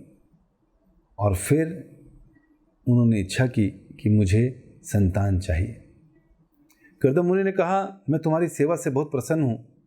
तुमने अपने शरीर का ध्यान, अपनी ब्यूटी का ध्यान नहीं रखा, जीर्ण शीर्ण हो चुका तुम्हारा शरीर, और तुमने आज मुझसे इच्छा की है तो मैं जरूर तुम्हें संतान दूंगा। तो पहले 100 वर्षों तक तो कर्दम मुनि एक सुंदर सा प्लैनेट बनाते, पूरा शहर, उड़ने वाला शहर बनाते हैं। अपनी योगिक शक्ति से अपनी पत्नी देहूति का सुंदर शरीर कर देते हैं। उस प्लैनेट में 100 वर्षों तक घूमते हैं, खूब इंद्र तृप्ति करते हैं, और 9 पुत्रियां उनसे प्रकट होती हैं देहूति की। तो जैसे होती हैं वो कहते हैं, भैया पुत्रियां हो गई, अब मैं जाता हूँ। मैंने पहले ही कहा था कि जब संतान हो जाएगी तो मैं भगवान की भक्ति के लिए वानप्रस्थ ले लूँगा और मैं भक्ति के लिए चला जाऊँगा। तो देहूति को बड़ा बुरा लगता है कि मेरे पति मुझे छोड़ने वाले हैं 9 पुत्रियां होने के बाद। उन्होंने कहा, ये शादियाँ कौन कराएगा, इनका रख रखाव कौन करेगा। और मैं तो इंद्र तृप्ति में लग गई आपके साथ इतना समय, मैंने आपकी संगति का फायदा ही नहीं उठाया, मैंने भगवत चर्चा ही नहीं की, मैं तो सेंस एंजॉयमेंट में लगी रही। तो मैं आपसे चाहती हूँ कि मेरे को प्लीज़ आप कुछ समय और रुकिए। फिर कर्दम मुनि जी कहते हैं कि नहीं, मुझे याद है भगवान ने कहा था कि वो स्वयं हमारे घर में पैदा होंगे, प्रकट होंगे, तो मैं तब तक रुकाऊं, उनके प्रकट होने के बाद चला जाऊंगा। तो कहते ठीक है। फिर कर्दम मुनि के वीर्य से देहूति के गर्भ में भगवान कपिल स्वयं प्रकट होते हैं, और उसके बाद भगवान को प्रणाम करते हैं, स्तुति करते हैं, और उसके बाद अपना घर त्याग देते हैं। देहूति अब बिना पति के थी, 9 पुत्रियों का ब्रह्मा जी के 9 मानस पुत्रों के साथ विवाह करा दिया गया था। अब बचे पुत्र कपिल भगवान, और कपिल भगवान ने सांख्य योग और भक्ति योग की चर्चा माता के साथ की। तो इस प्रकार अब जैसे ही माता देवहूति ने अपने पुत्र के आगे प्रश्न रखने शुरू किए, तो भगवान कपिल ने बताया कि आप ही माध्यम बनोगे संसार को सांख्य योग और भक्ति योग की शिक्षा देने के लिए। तो इस प्रकार उन्होंने प्रश्न किया कि मैंने अपना सारा समय इंद्रिय तृप्ति में लगा दिया, तुम्हारे पिता का संग नहीं करा, भक्ति नहीं करी, तो मेरे जैसे अबला बेचारी या और लोग जो मेरे जैसे हैं, जो संसार में सेंस एंजॉयमेंट में लगे हुए हैं, ऐसे लोगों को भक्ति कैसे करनी चाहिए, कैसे वो भक्ति को प्राप्त करें। तो ये प्रश्न किया, और ये प्रश्न के उत्तर में वो कहते हैं उत्तम भक्ति हमें करनी चाहिए। तो कहा कि उसके बारे में बताइए। तो उन्होंने कहा तुमने बिल्कुल ठीक करा कि तुमने संगति नहीं कही। कहा जो हमारा भक्ति है, हमारी संगति है, वो भक्तों के साथ होनी चाहिए। प्रसंग मंजनम पाशम आत्मना कवयो विदु सा एव साधु सुकृतो मोक्ष द्वार मुपावृतम। कपिल भगवान जो कि देवहूति के पुत्र हैं, वो शिक्षा दे रहे हैं कि जो हमारी आसक्तियां हैं, जो इस संसार में लगी हुई है सेंस एंजॉयमेंट में, अगर वही आसक्ति हम लोग अपने मन की हटाकर साधुओं के प्रति लगा दें, तो वो हमारी मुक्ति का कारण बन जाएगा। जैसे कि हम देखते हैं संसार में हम लोग भी कई लोगों से अटैच्ड हैं संसार में, जो हमने कमा लिया उसके साथ आसक्त हैं, उसको ही भोगना चाहते हैं। तो भगवान कह रहे हैं अगर ये आसक्ति, ऐसा प्रेम, ऐसे लगाव अगर हमने भक्तों के साथ लगा दे जो भगवान के शुद्ध भक्त हैं, तो ये मोक्ष के द्वार खोल देगा। और फिर कहा ऐसे भक्त कैसे होने चाहिए? तितिक्षवः कारुणिका सुहृद सर्वदेही नाम अजात शत्रु शांता साधवा साधु भूषणा। ऐसे भक्तों की संगति क्यों करनी चाहिए? कि ऐसे भक्तों का जो आभूषण है वो क्या है? तितिक्षवः, अर्थात हर चीज सहन कर लेते हैं, कैसी परिस्थिति हो सहन कर लेंगे। मन के वेगों को, जिह्वा के वेगों को, क्रोध के वेगों को सहन कर रखा है, जनेंद्रियों के वेगों को सहन कर रखा है। तो जैसी होगी संगति, जैसे जाओगे संग, जैसा लोगे संग वैसा होगा रंग। तो तितिक्षवः करुणिका, वो करुणाशील होते हैं, इतने करुणाशील कि लोगों को ज्ञान देने के लिए, उनके जीवन के उद्धार के लिए अपना जीवन न्यौछावर कर देते हैं। सुहृद, जैसे भगवान सुहृद हैं, सबके हृदय में परमात्मा रूप में रहते हैं, उसी प्रकार भगवान के भक्त भी विचरण करते हैं और सबके ऊपर करुणा दिखाते हैं, ज्ञान देकर, भक्ति देकर। सर्वदेही नाम, सभी देहत आत्मा। फिर कह रहे अजात शत्रु, उनका कोई शत्रु नहीं होता। भाई जो व्यक्ति भगवान की भक्ति में लगा है, दूसरों से ईर्ष्या द्वेष नहीं करता, किसी का कुछ छीनता नहीं, किसी का गलत नहीं सोचता, भक्ति करता है और दूसरों को भक्ति में लगाता है, ऐसे व्यक्ति का भला कौन शत्रु हो? शांतः, शांत रहते हैं, कोई उग्र भाव नहीं है अंदर, ये दिला दो, वो दिला दो, ये कर दो, कंपटीशन नहीं है, आनंद में बैठे शांत।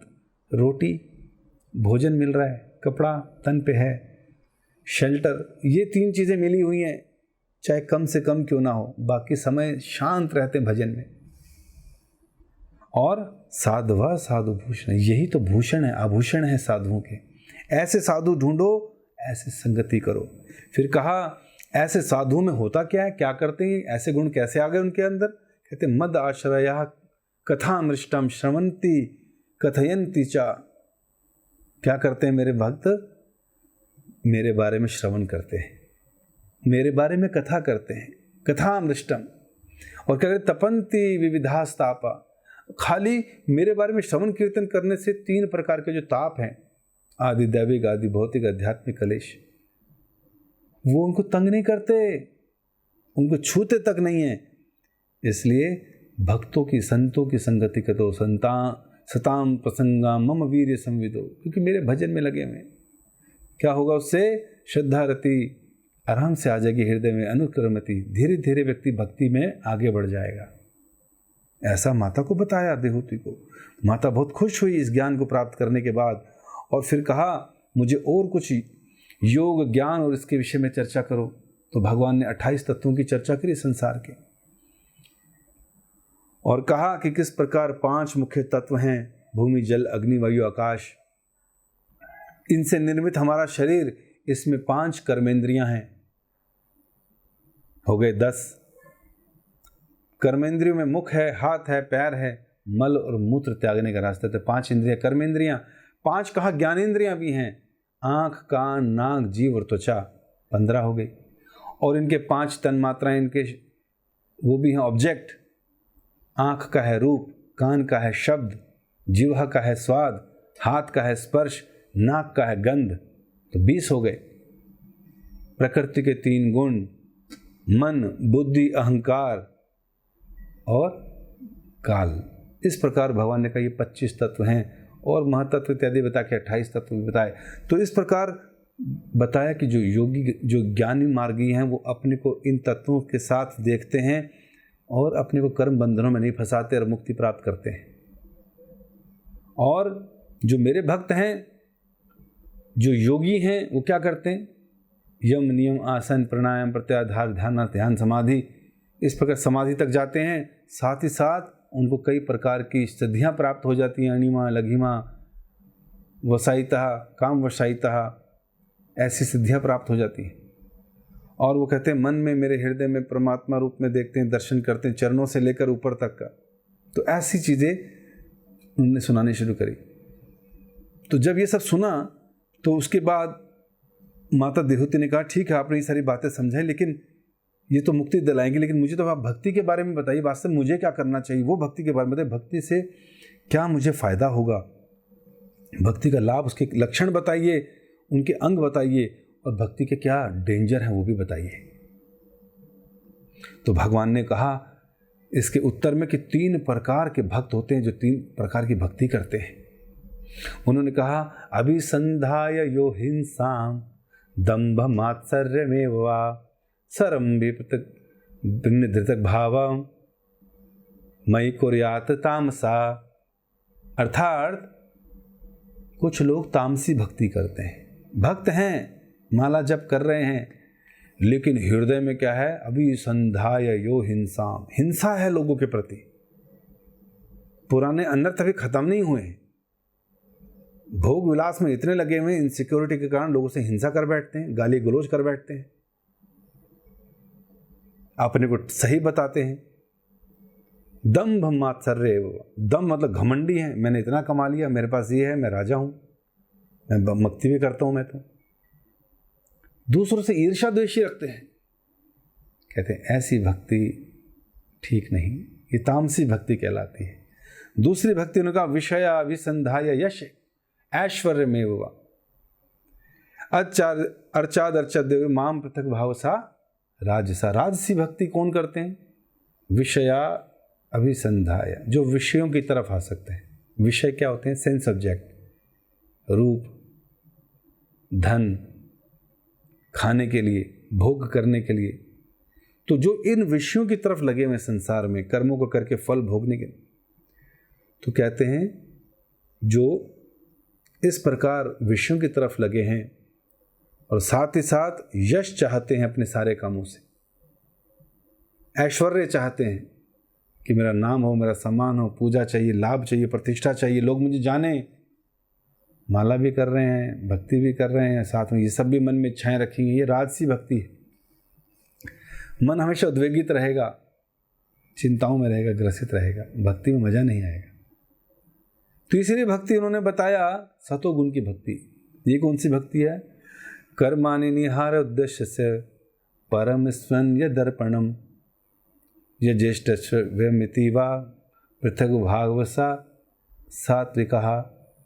कहा कि जो लोग मेरी भक्ति करते हैं लेकिन अपने कर्मों को, कर्तव्यों को मुझे अर्पित कर देते हैं, उसके फलों को मुझे अर्पित कर देते हैं, ऐसे लोग सात्विक भक्ति करते हैं। भक्ति कर रहे हैं लेकिन कर्मों से, फल से आसक्त नहीं है, जो कुछ है भगवान को, यद अर्पणम, भगवान को अर्पित कर दिया, ये सात्विक वृद्धि है। और इस प्रकार हमें जो है भक्ति का अनुशीलन करना चाहिए। लेकिन एक चीज़ ध्यान रखना, जब भगवान के भक्त भी भक्ति करते हैं तो उन्हें भी कई प्रकार की मुक्तियों की आशा हो जाती है।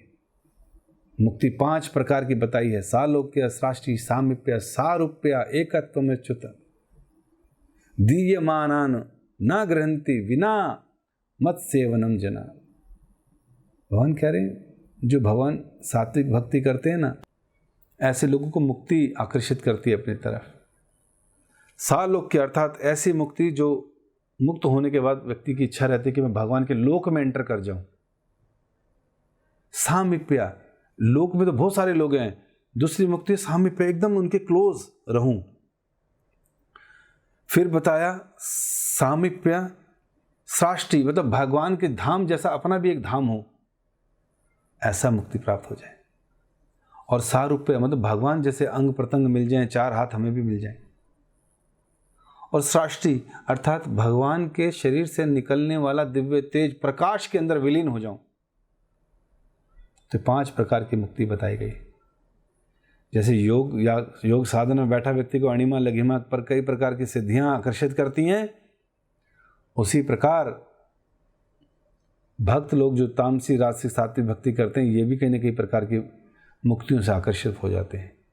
लेकिन इस श्लोक में भगवान कह रहे हैं दीयमान अनगृहति। अरे अगर मैं अपने भक्तों को, जो अहेतु की अप्रतिहता वाले भक्त है, जो कुछ चाहते नहीं है मुझसे, मेरी प्रेम में सेवा करना चाहते हैं, उनको मैं 5 प्रकार की मुक्ति देता भी हूँ ना, तो वो मना कर देते हैं, हमें नहीं चाहिए। क्या चाहते हैं हम लोग? ना धनम न जनम न सुंदरीम कविताम व जगदीश कामये। मुझे धन नहीं चाहिए, सुंदर स्त्री नहीं चाहिए, मुझे अपने शिष्य नहीं चाहिए, मुझे क्या चाहिए? आपकी जन्म जन्मांतर में आपकी भक्ति बनी रहे, आपकी सेवा में लगा रहूं भगवान।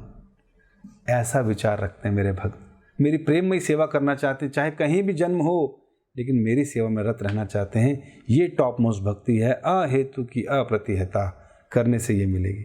उन्हें नहीं चाहिए मुक्ति इस प्रकार की। तो जैसे ये ज्ञान माता को प्राप्त होता है, तो इसी में माता जी जो देती वो बताती हैं, और भी भगवान इसके विषय में बताते हैं। समय के बारे में पूछती है कि समय के बारे में हो चुका।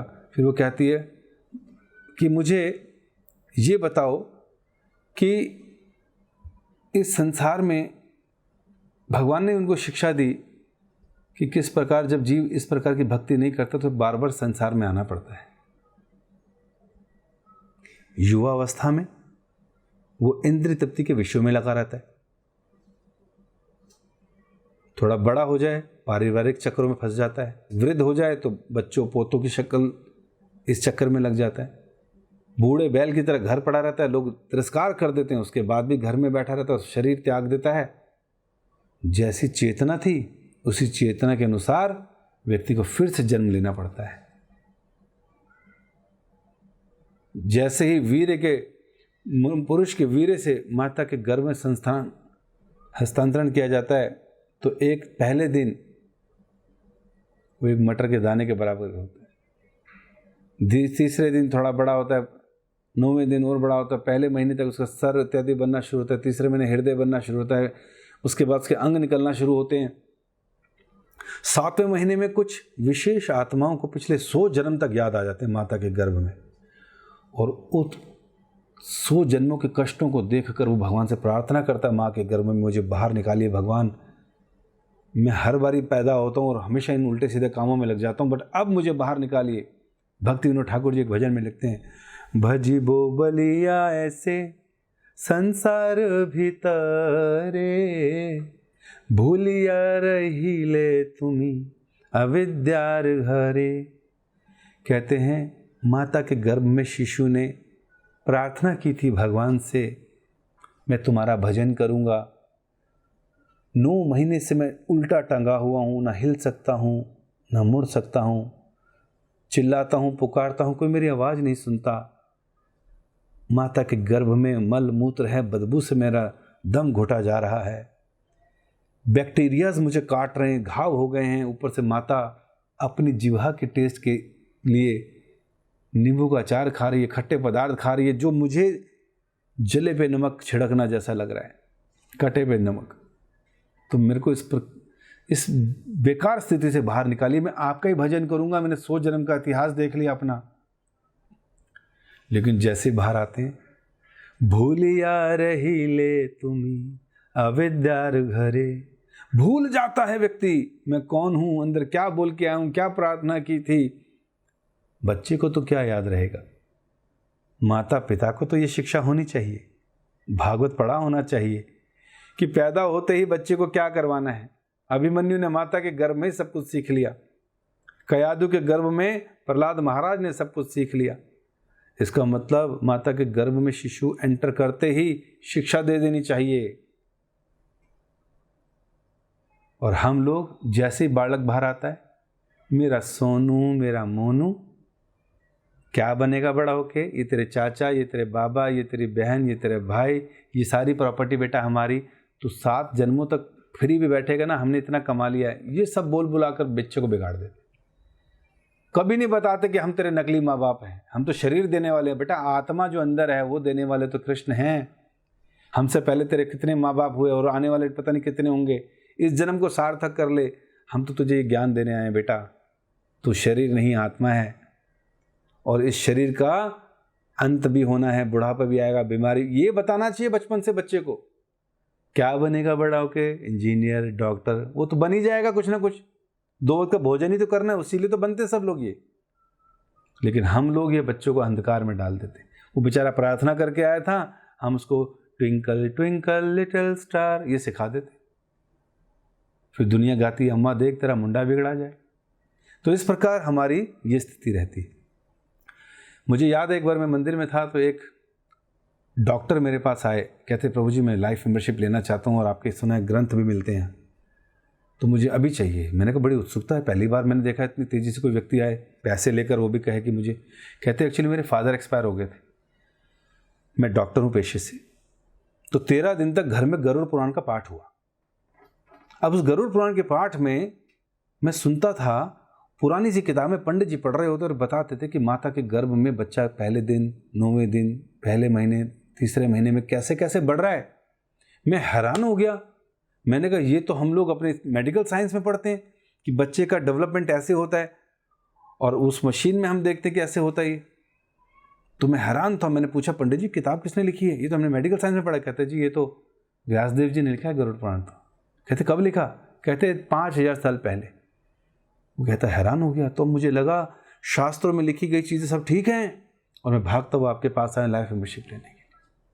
तो ये बातें लिखी हुई सारी सत्य हैं, हम माने चाहे ना माने। जो नहीं मानते हैं उनके लिए अलग धाम है नरकों में, जहाँ पर उनको जीवन भर तड़पना पड़ता है, और जो भगवान के मानने वाले लोग हैं उनको भगवान के धाम जाना पड़ता है। जो रूल्स रेगुलेशन का पालन करते हैं वो आसानी से इस जीवन में जीते हैं, जो नियम तोड़ते हैं उनको नरकों में जाना पड़ता है, जेल जाना पड़ता है। तो इस प्रकार माता को जब ये सब समझाया और सकाम कर्म और इत्यादि से भक्ति को ऊंचा बताया, तो देवहूति ने कहा कि बेटा तुम्हारी इन सब शिक्षाओं से मेरा ज्ञान, मेरे नेत्र खुल गए हैं।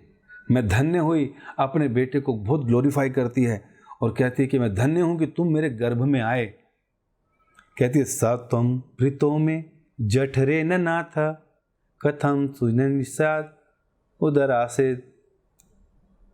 कह रही कि तुम मेरे गर्भ में आ गए। कोई व्यक्ति कह सकता भाई भगवान तो अजन्मा होते हैं, अज वो भला किसी माता के गर्भ में कैसे आ सकते हैं। कहते बट तुम आए। अरे क्यों आए, क्योंकि तुम तो तुम्हारे तो कहते तुम्हारे गर्भ में कैसे आ सकते, जिनकी सृष्टि जिनके गर्भ में रहती वो तुम्हारे गर्भ में कैसे आ सकते हैं।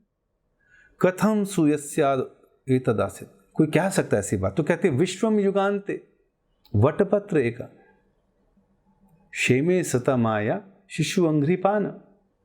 कहते हैं जिसकी गर्भ में सारी सृष्टि है, जिसकी गर्भ से सारी सृष्टि होती है, कमल का फूल और सब कुछ निकलता है, भला वो तुम्हारे गर्भ में कैसे आएंगे। माँ कहती है आएंगे, क्योंकि जब सारी सृष्टि भगवान अपने गर्भ में वापस डाल लेते हैं और एक शिशु का रूप लेकर एक वट वृक्ष के पत्ते के ऊपर कारण समुद्र में लेटे होते हैं और अपने ही अंगूठे को चूस रहे होते हैं, बालक रूप में ही तो होते हैं। ऐसा बालक मेरे गर्भ में नहीं आ सकता क्या। तो आप ऐसे हैं भगवान, ऐसी उनको ग्लोरीफाई करती हैं भगवान अंत में। और फिर कहती हैं ये कहते हुए कि अहो बतश्व पचतो गरियान यज्जीव अग्रे वर्तते तु नाम तुभ्यम ते पुस्तपस्ते जुह सुष्टु आर्या ब्रह्मानुचु नाम गृह्णन्ति ये ते। भगवान के नाम की महिमा बता रही है। ज्ञान सारा मिल चुका है। कहते हैं भगवान, जो व्यक्ति आपके पवित्र नामों का, जिसकी जिह्वा पर उच्चारण हो रहा है हरे कृष्ण कृष्ण कृष्ण हरे हरे, हरे राम राम राम हरे हरे, जिस भी व्यक्ति की जिह्वा पर आपका नाम का उच्चारण हो रहा है, हो सकता है कि वो चंडाल के परिवार में, जहाँ लोग कुत्ते तक का मीट खाते हैं, गलत निकृष्ट जीवन वो जी रहे हैं, अगर ऐसा व्यक्ति जो उस परिवार में भी जन्मा है और जिसकी जिह्वा पर भगवान आपका नाम आ रहा है, तो ये समझ लेना चाहिए ऐसे व्यक्ति के बारे में कि पिछले जन्मों में उसने सारी प्रकार की तपस्याएं कर ली हैं, जो हुआ हर प्रकार के यज्ञ कर लिए हैं, अश्वमेध यज्ञ, राजसूय यज्ञ, सारी पवित्र नदियों में स्नान कर लिया है, सारे वेद इत्यादि पढ़ रहे हैं। इतने सब कुछ करने के बाद वो अब इतना पुण्यकारी हुआ है कि उसके नाम पर भगवान आपका पवित्र नाम आ रहा है, हरे कृष्ण महामंत्र। तो अगर हम लोग भी आज से जपना शुरू कर दें तो समझ लीजिए कि हम पे भी कृपा हो गई। तो हमें ये भगवान के पवित्र नामों का जप करना निरंतर चाहिए। इस प्रकार भगवान की पूजा अर्चना करती हैं। और यहाँ पर 33 अध्यायों का ये तीसरा स्कंद समाप्त होता है। इसके बाद अब चौथा स्कंद आरंभ होता है, जिसमें 31 चैप्टर हैं। और इसमें भी विदुर जी मैत्रेय मुनि से पूछते हैं और कहते हैं हमें विसर्ग के बारे में बताइए। और आपसे बात की थी हमने मनु डायनेस्टी के बारे में कि स्वयंभू मनु शत्रुपा के कितने बच्चे हुए और वो आगे कैसे बढ़े, तो उसके बारे में चर्चा करते हुए बताते हैं। चौथे स्कंद में शुरुआत होती है तो कहते हैं कि सबसे पहले तो देवहूति की जो पुत्री थी अनुसुईया, उसके जो पुत्र थे अत्रि, उन दोनों ने खूब तपस्या की और अपनी तपस्या में भगवान का नाम उच्चारण किया कि भगवान प्रकट हो, भगवान प्रकट हो। तो भगवान प्रकट हो जाते हैं, लेकिन एक नहीं 3, ब्रह्मा विष्णु और महेश तीनों प्रकट हो जाते। कहते भगवान हमने तो कहा था एक भगवान है। कहते जी तुमने एक भगवान नहीं कहा था, तुमने खाली भगवान शब्द कहा था। और इस सृष्टि के गुण अवतार हम ही हैं, ब्रह्मा विष्णु महेश जो सृष्टि चला रहे हैं। तुमने इच्छा की थी, तपस्या की थी कि भगवान जैसा पुत्र चाहिए, तो हम अपना तीनों अंश दे रहे हैं तुम्हें। दत्तात्रेय के रूप में भगवान का अंश अवतार आया, सोम के रूप में आया और दुर्वासा मुनि शिव जी के अंश रूप के अवतार में आए। तो 3 पुत्र होते हैं उनके। और उसके बाद ये अनुसुईया थी जो देवहूति की पुत्री थी और 9 पुत्रियों में से एक। उसके बाद प्रसूति अर्थात 3 बहनें थी, देवहूति, प्रसूति और आकुति। अब प्रसूति के जीवन के बारे में चर्चा होती है कि प्रसूति की वंशावली के बारे में जो बात होती है, उसमें कहते हैं कि प्रसूति की भी कई पुत्रियां थी और प्रसूति की शादी हुई थी दक्ष प्रजापति से। तो चौथे स्कंद के आरंभ में ही कथा शुरू होती है दक्ष प्रजापति की। और इसको बताते हुए मैत्रेय मुनि कहते हैं कि प्रसूति की जो बेटी थी सती, उसने अपना देह त्याग दिया। और फिर जैसे ही पता चलता है तो मैत्रेय मुनि से पूछते हैं कि भाई देह क्यों त्यागा। इधर से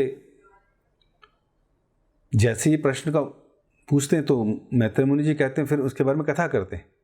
कहते हैं हुआ क्या कि जो दक्ष थे भगवान ब्रह्मा के पुत्र, तो इनका काम था प्रजा को बढ़ाना, सृष्टि में किस प्रकार में प्रजा बढ़ाऊं, और उस पर बड़े एक्सपर्ट थे। प्रसूति उनकी धर्मपत्नी थी। हम देखते हैं आज भी किसी भी आप हॉस्पिटल में जाइए, जहां पर बच्चे पैदा होते हैं उसके बाहर लिखा होता है प्रसूति गृह। तो ये प्रसूति वर्ड कहां से आया? ये दक्ष प्रजापति की भार्या पत्नी वहां से आया।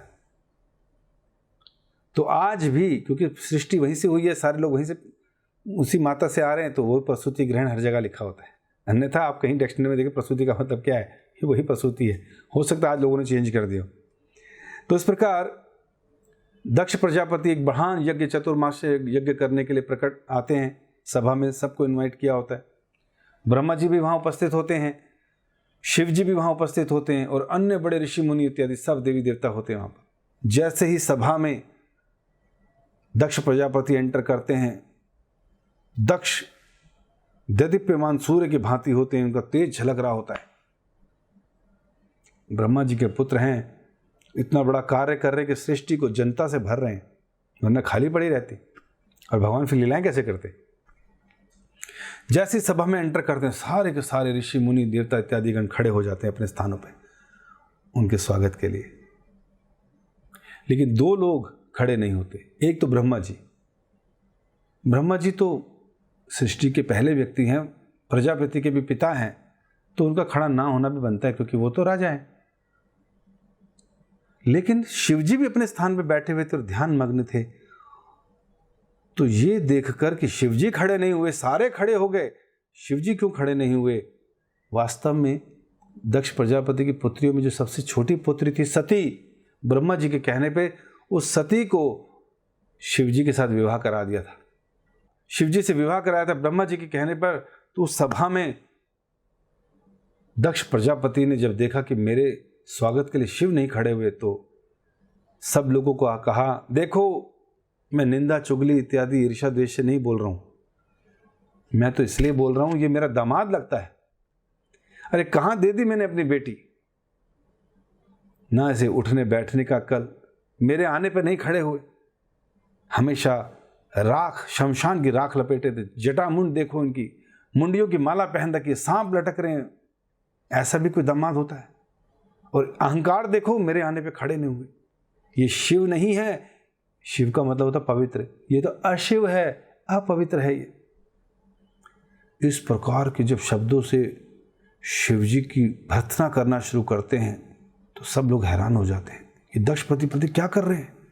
शिवजी जैसे महान भक्त को, चाहे दामाद हो, लेकिन हैं तो भगवान के अंश, स्वयं भगवान ही है, क्योंकि भगवान विष्णु के ही अवतार हैं जो प्रकृति को चलाने के लिए, संहार करने के लिए वो प्रकट हुए हैं 55 गुणों के साथ। ब्रह्मा जी के तो फिर भी 50 गुण हैं, शिव जी के 55 गुण हैं। तो नहीं माने, अहंकारवश, क्रोधवश, गुस्से में बोलते गए जो मुंह में आया। इतना बोलने के बाद गुस्सा आया और शिव को शापित भी कर दिया। तो वहां पर खड़े शिव जी के भक्त अनुचर जो थे, नंदी इत्यादि, उनने तुरंत दक्ष प्रजापति को श्राप देना शुरू कर दिया कि तुम्हारी जो है, तुम्हारी गर्दन कट जाए और बकरे के लग जाए तुम्हारे मुंह पे सर। भृगु और अन्य ब्राह्मणों को भी नंदी ने खूब जो है श्रापित किया कि तुम केवल मांग के खाओगे, तुम दरिद्र घूमोगे पूरी जिंदगी, ज्ञान का तुम्हें कुछ नहीं रहेगा, भक्ति से तुम विमुख हो जाओगे, कर्म कांड में फंस जाओगे। जब भृगु मुनि सुनते ये बोल रहे हैं तो वो भी उनके अनुचरों को श्राप देना शुरू करते हैं शिव जी को कि तुम्हारे शिव के भक्त भी जो हैं शराबी, कबाबी और ऐसे होंगे, तमोगुणी होंगे और ये सब होंगे। तो ऐसे शाप पर शाप चलने शुरू होते हैं। दक्ष प्रजापति वहां से चले जाते हैं। शिव जी भी जब सुनते हैं कि इस प्रकार की घटना, तुरंत वो स्थान छोड़ के चले जाते हैं। फिर कुछ समय के बाद एक दिन सती अपने पति शिव के साथ बैठी होती, शिव ध्यान में होते हैं। अचानक आकाश में देखती है कि बड़े बड़े वायुयानों से देवी देवता अपने अपने वायुयान में पति पत्नी सुंदर आभूषण पहने, सुंदर वस्त्र पहने दक्ष प्रजापति अर्थात उसी के पिता के घर जा रहे हैं महान यज्ञ में भाग लेने के लिए। सती जैसे ये देखती है कि सारी स्त्रियां बात कर रही हैं आकाश में सुंदर आभूषण पहने हुए, तो अपने पति के पास जाती है, शिव के पास, और कई प्रकार के तर्क देती कि मैं जाना चाहती हूं। कहती है कि हे शिव, मैं अपने पिता के यहां जाना चाहती हूं। एक बेटी अपने पिता के यहां जा सकती है, हाँ हमें निमंत्रण नहीं मिला, लेकिन अपने पिता, अपने भाई, अपने मित्र के यहां तो बिना निमंत्रण के भी जाया जा सकता है। और अगर आप इस बात से मना करोगे कि उन्होंने आपका अपमान किया था भरी सभा में, तो मैं ये कहना चाहूंगी पुरानी बात है, भूल जाओ।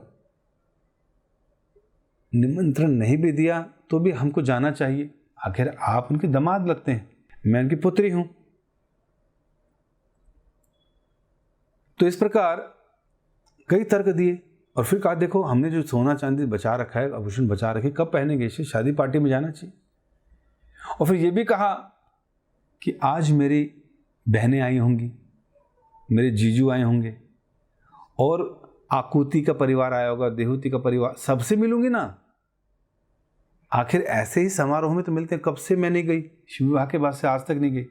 तुम भूल जाओ कि जो उन्होंने तुम्हारे खिलाफ अपमान किया था, ये निमंत्रण नहीं दिया, चलते हैं। इतने तर्क देती जाने के लिए।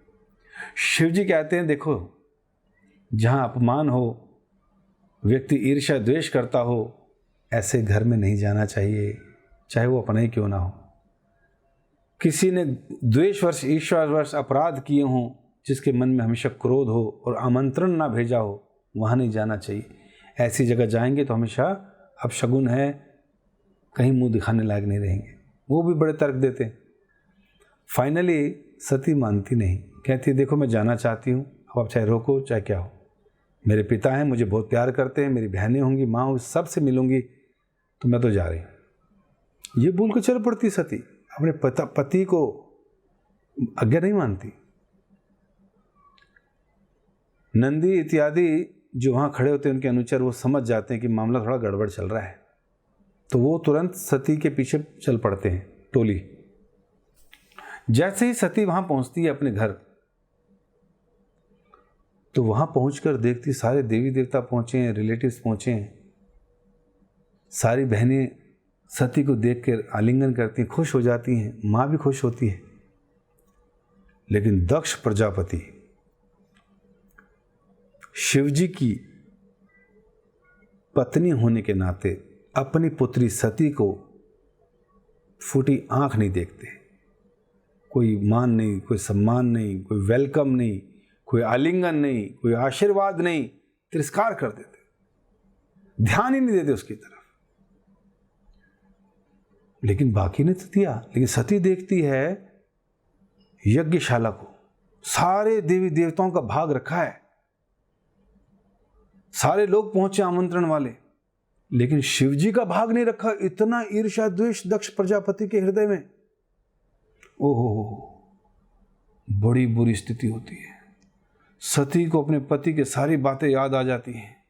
उन्होंने मना किया था ऐसे घर में नहीं जाना चाहिए, और मेरे पिता नहीं मानती ऐसे व्यक्ति को जिसने मेरा सम्मान नहीं किया, मेरा मान नहीं किया, और उससे भी ऊपर मेरे पति का भाग नहीं रखा, आमंत्रण नहीं दे रहे। मैं तो पति को छोड़कर तुमसे मिलने आई थी। ऐसा हृदय द्रवित हो जाता है। कहती अब तो मैं वापस भी नहीं जा सकती, क्या मुंह दिखाऊंगी अपने पति को। और ऐसे पिता जिसने मुझे शरीर दिया है, ऐसे शरीर को रखने की जरूरत नहीं है। तुरंत सती अपने आप को अग्नि में सुहा कर देती है। शरीर में अग्नि में अपने को सुहा कर देती है। और ये देखकर शिव जी के अनुचर जो साथ पहुंचे थे, वो हैरान हो जाते हैं, गुस्से में भर जाते हैं कि सती ने अपना देह त्याग कर दिया दक्ष प्रजापति की वजह से। माताएं वाताएं सब क्रंदन करने लगती हैं, हाहाकार मच जाता है। नंदी और सारे अनुचर भागते हुए जाते हैं शिव जी के पास और कहते हैं, सारी व्यथा सुनाते हैं कि सती ने अपना देह त्याग कर दिया दक्ष प्रजापति की वजह से, क्योंकि वो आपसे ईर्ष्या द्वेष करते थे, आपका भाग नहीं रखा था। सती ने जो है अपना देह का त्याग कर दिया। ये सुनते ही शिव जी का क्रोध सातवें आसमान पर आ जाता है। ये वही शिव हैं जो दक्ष प्रजापति की भरी सभा में शिव के अपमान करने पर शिव जी ने एक शब्द नहीं बोला, सहन करते रहे। लेकिन अब सती का जो अपमान हुआ उससे उन्होंने सहन नहीं किया, इसलिए शिव जी का नाम आशुतोष। जल्दी प्रसन्न भी हो जाते हैं तो जल्दी रुष्ट भी हो जाते हैं। रुष्ट हुए और वीर अपने बालों से एक लटा तोड़ी, जमीन पे मारी, और वीरभद्र नाम का एक विभत्स देव निकाल दिया जो काला था एकदम। उसके शरीर के सारे बाल खड़े थे, दांत बाहर थे, बलशाली। और वीरभद्र को आगे कि जाओ दक्ष प्रजापति की हत्या कर दो। फिर क्या हुआ, वीरभद्र जो हैं वहां से जाते हैं, सारे अनुचर साथ में जाते हैं और वहां जाकर हाहाकार मचा देते हैं। दक्ष प्रजापति के यज्ञ को भ्रष्ट कर देते हैं, मूत्र त्याग देते हैं, हड्डियां फेंक देते हैं, ब्राह्मणों को पीट पाट के भगाते हैं, देवताओं को उठा फटाक कर देते हैं, उनकी इसमें सामग्री में उल्टा सीधा मिला देते हैं। इधर से भृगु मुनि भी उनको मारने की कोशिश करते हैं, तो यहाँ से वीरभद्र भी अपना महान प्रकोप दिखाते हैं। और क्या करते हैं, दक्ष प्रजापति की गर्दन काटते हैं चाकू से, लेकिन कटती ही नहीं गर्दन। ये क्या, वो भी आश्चर्य है, गर्दन नहीं कट रही। तो बलि के लिए जो वहां पर परसा रखा था उसी को उठाते और यज्ञ के परसे से बलि दक्ष प्रजापति का गर्दन काट देते, गर्दन अलग कर देते उनकी। ये देखकर वहां हाहाकार मच जाता है। भृगु की भी दाढ़ी मूछें नोच लेते हैं, पूषा जो बहुत हंस रहा होता है उसके भी जो है दांत तोड़ देते हैं, कई देवताओं को भगा देते हैं इधर से उधर मार पीट के। इस प्रकार दोनों तरफ से भीषण युद्ध होता है और उसके बाद वीरभद्र इत्यादि वापस चले जाते हैं। इतना बड़ा हाहाकार मच गया, पूरा का पूरा यज्ञ चौपट हो गया, कई हत्याएं हो गई, कईयों के हाथ पांव टूट गए। ऐसे में ब्रह्मा जी आते हैं सब सेटल करने के लिए। गंधर्वों और देवताओं के साथ अप्रोच करते हैं, कैलाश में जाते हैं। कैलाश पर्वत का बहुत सुंदर व्याख्यान किया हुआ है, सुंदर सरोवर है, सब स्नान करते हैं, सुंदर पक्षी चहचहा रहे हैं। एक ऐसा वट वृक्ष है वहां पर जिससे लगता पूरा का पूरा आसमान ही है। उसी के नीचे शिव बैठे हैं, नारद इत्यादि बैठे हैं और भगवत चर्चा चल रही है। ये वही शिव हैं जिनकी पत्नी सती ने अभी देह त्याग किया है और अभी इतना बड़ा वहां पर हाहाकार मचा है। ब्रह्मा जी के पहुंचते हुए देख रहे हैं, ब्रह्मा जी अरे तो कृष्ण कथा श्रवण कर रहे। अद्भुत, कोई लेश मात्र उनके दिमाग पर कुछ नहीं। ब्रह्मा जी आते हैं, शिव जी को ग्लोरीफाई करते हैं, अरे तुम तो स्वयं भगवान हो, तुम्हारे तो अंदर ये शक्ति है, तुम तो ये कर सकते हो, तुम तो वो कर सकते हो, सब कुछ बताया, गुणगान किया शिव जी का। और अंत में कहा यज्ञ पूरा करवाइए। मेरी आपसे प्रार्थना है कि दक्ष प्रजापति को फिर से जीवित कर दीजिए, जिनके दांत तोड़ दिए दांत लगा दीजिए, भृगु को भी वापस वो कर दीजिए, ठीक कर दीजिए। तो ब्रह्मा जी की प्रार्थना को सुनकर शिव जी उनको प्रणाम करते हैं और शिव जी दक्ष प्रजापति का सर तो लगाते हैं लेकिन बकरे का सर लगा देते, क्योंकि पहले श्राप मिल चुका है नंदी का उनको। भृगु की दाढ़ी मूछें खींच ली थी तो बकरे जैसी दाढ़ी मूछ उसको लगा देते कि तुम्हारे बकरे जैसी दाढ़ी मूछ आएगी। भग देवता के नेत्र वो देख रहे थे जब शिव जी का अपमान हो रहा था, देख रहे थे, तो उनको क्या किया, उनको कहा तुम अपने नेत्रों से तो नहीं देख पाओगे, लेकिन भग देवता अन्य देवताओं के नेत्रों से तुम देख पाओगे। पूसा जो खूब हंस रहा था जब ये लड़ाई चल रही थी, उनके दांत तोड़ दिए गए थे, तो कहा तुम अपने दांतों से तो नहीं खा पाओगे, यज्ञ का जो यजमान होगा उसके दांतों से खा पाओगे। अन्य देवताओं के जो हाथ पैर टूटे थे वो अश्विनी कुमार के हाथ पांवों से सारे कार्य करेंगे। इस प्रकार सबका भगवान ने रिप्लेसमेंट कर दिया शिव जी ने, और सब शांत हो गए और कहा कि अब फिर से यज्ञ करने दो जिसमें सबका भाग होगा। तो जैसे ही सब कुछ सब प्राप्त हो जाता है, दक्ष प्रजापति अपनी सेंसेस में आते हैं, प्रणाम करते शिव को, माफ़ी इत्यादि मांगते हैं। फिर से एक यज्ञ किया जाता है, अब सबका भाग होता है, विष्णु की प्रसन्नता के लिए यज्ञ होता है। साक्षात विष्णु उस समय प्रकट हो जाते हैं, सब लोग उनकी स्तुतियाँ करते हैं और इस प्रकार मंगलकारी यज्ञ पूरा होता है, सब से खुश हो जाते हैं। तो इस प्रकार पूरा का पूरा ये वृतांत शिव और सती का इस प्रकार समाप्त होता है। इसके बाद फिर से प्रश्न किया जाता है, जो दूसरा सेक्शन है जो 8वें अध्याय से लगभग 31 अध्यायों तक चलता है, उसमें अब जो है उत्तानपाद के वंश की बात होती है। उत्तानपाद के बारे में बताया जाता है कि उनकी 2 पत्नियां थी, सुरुचि और सुनीति। दोनों पत्नी से प्यार करते थे, लेकिन जो सुरुचि थी वो थोड़ी आजकल की फिल्मों के हिसाब की थी, ईर्ष्या द्वेष वाली। एक दिन उत्तानपाद जो है अपने सिंहासन पर बैठे होते हैं और सुरुचि का पुत्र उनकी गोदी में होता है, उत्तम। इतने में सुनीति का पुत्र ध्रुव क्रॉलिंग करता हुआ वो भी उत्तानपाद की गोद में चढ़ने के लिए आतुर होता है। उत्तानपाद को गोदी में उठाना ही चाह रहे थे कि एक बेटे को यहाँ बिठाऊंगा, एक को यहाँ बिठाऊंगा। सुरुचि उनकी तरफ ऐसे देखती है, उत्तानपाद देखते हैं, भैया पत्नी ऐसे देख रही है, तुरंत उसको झटकती है, ध्रुव को नीचे बिठाती है। तुम इस गोद में बैठने लायक नहीं हो। 5 वर्ष के हो चुके थे। ध्रुव, तुम उत्तानपाद की गोद में नहीं बैठ सकते, राजा की गोद में नहीं बैठ सकते। वहां पे बैठने के लिए तुम्हें मेरे गर्भ से अगर जन्म लिया होता तो बैठते, मेरा बेटा बैठेगा। छोटे से बच्चे को मना कर दिया। बच्चा रोया, 5 साल का ध्रुव रोया। रोते रोते अपनी मां सुनीति के पास गया। मां ने पूछा, बेटा क्या हुआ? मां से सारी बातें कह डाली कि सुरुचि माता ने क्या कहा है कि मेरे गर्भ से अगर जन्म लिया होता, जो कि भगवान की ही इच्छा से होता, तब तुम यहां बैठते। सुनीति ने बेटे को कहा, बेटा माता ने ठीक ही कहा। वास्तव में हमारा जन्म कहाँ होगा, कहाँ नहीं होगा, क्या हमारे भाग्य में और क्या नहीं, ये तो भगवान की ही इच्छा से होता है। नहीं मां, मैं अपने पापा की गोद में बैठना चाहता था। अगर मेरे को मां ने नहीं बैठने दिया, सुरुचि ने, तो मैं ऐसी तपस्या करूंगा भगवान की कि मुझे उत्तानपाद का सिंहासन ही नहीं, ब्रह्मा जी से भी ऊंचा पद चाहिए अब तो। मां ने कहा, बेटा कुछ भी चाहिए तो भी भगवान की शरण में जाना पड़ेगा। कहाँ मिलेंगे भगवान? जाओ जंगलों में मिलेंगे। मां को लगा डर जाएगा, बैठ जाएगा। 5 साल का क्षत्रिय ध्रुव अपना घर 5 साल की उम्र में त्याग देता है। मां के कहने पर कि भगवान से सब कुछ मिलेगा, चल पड़ता है।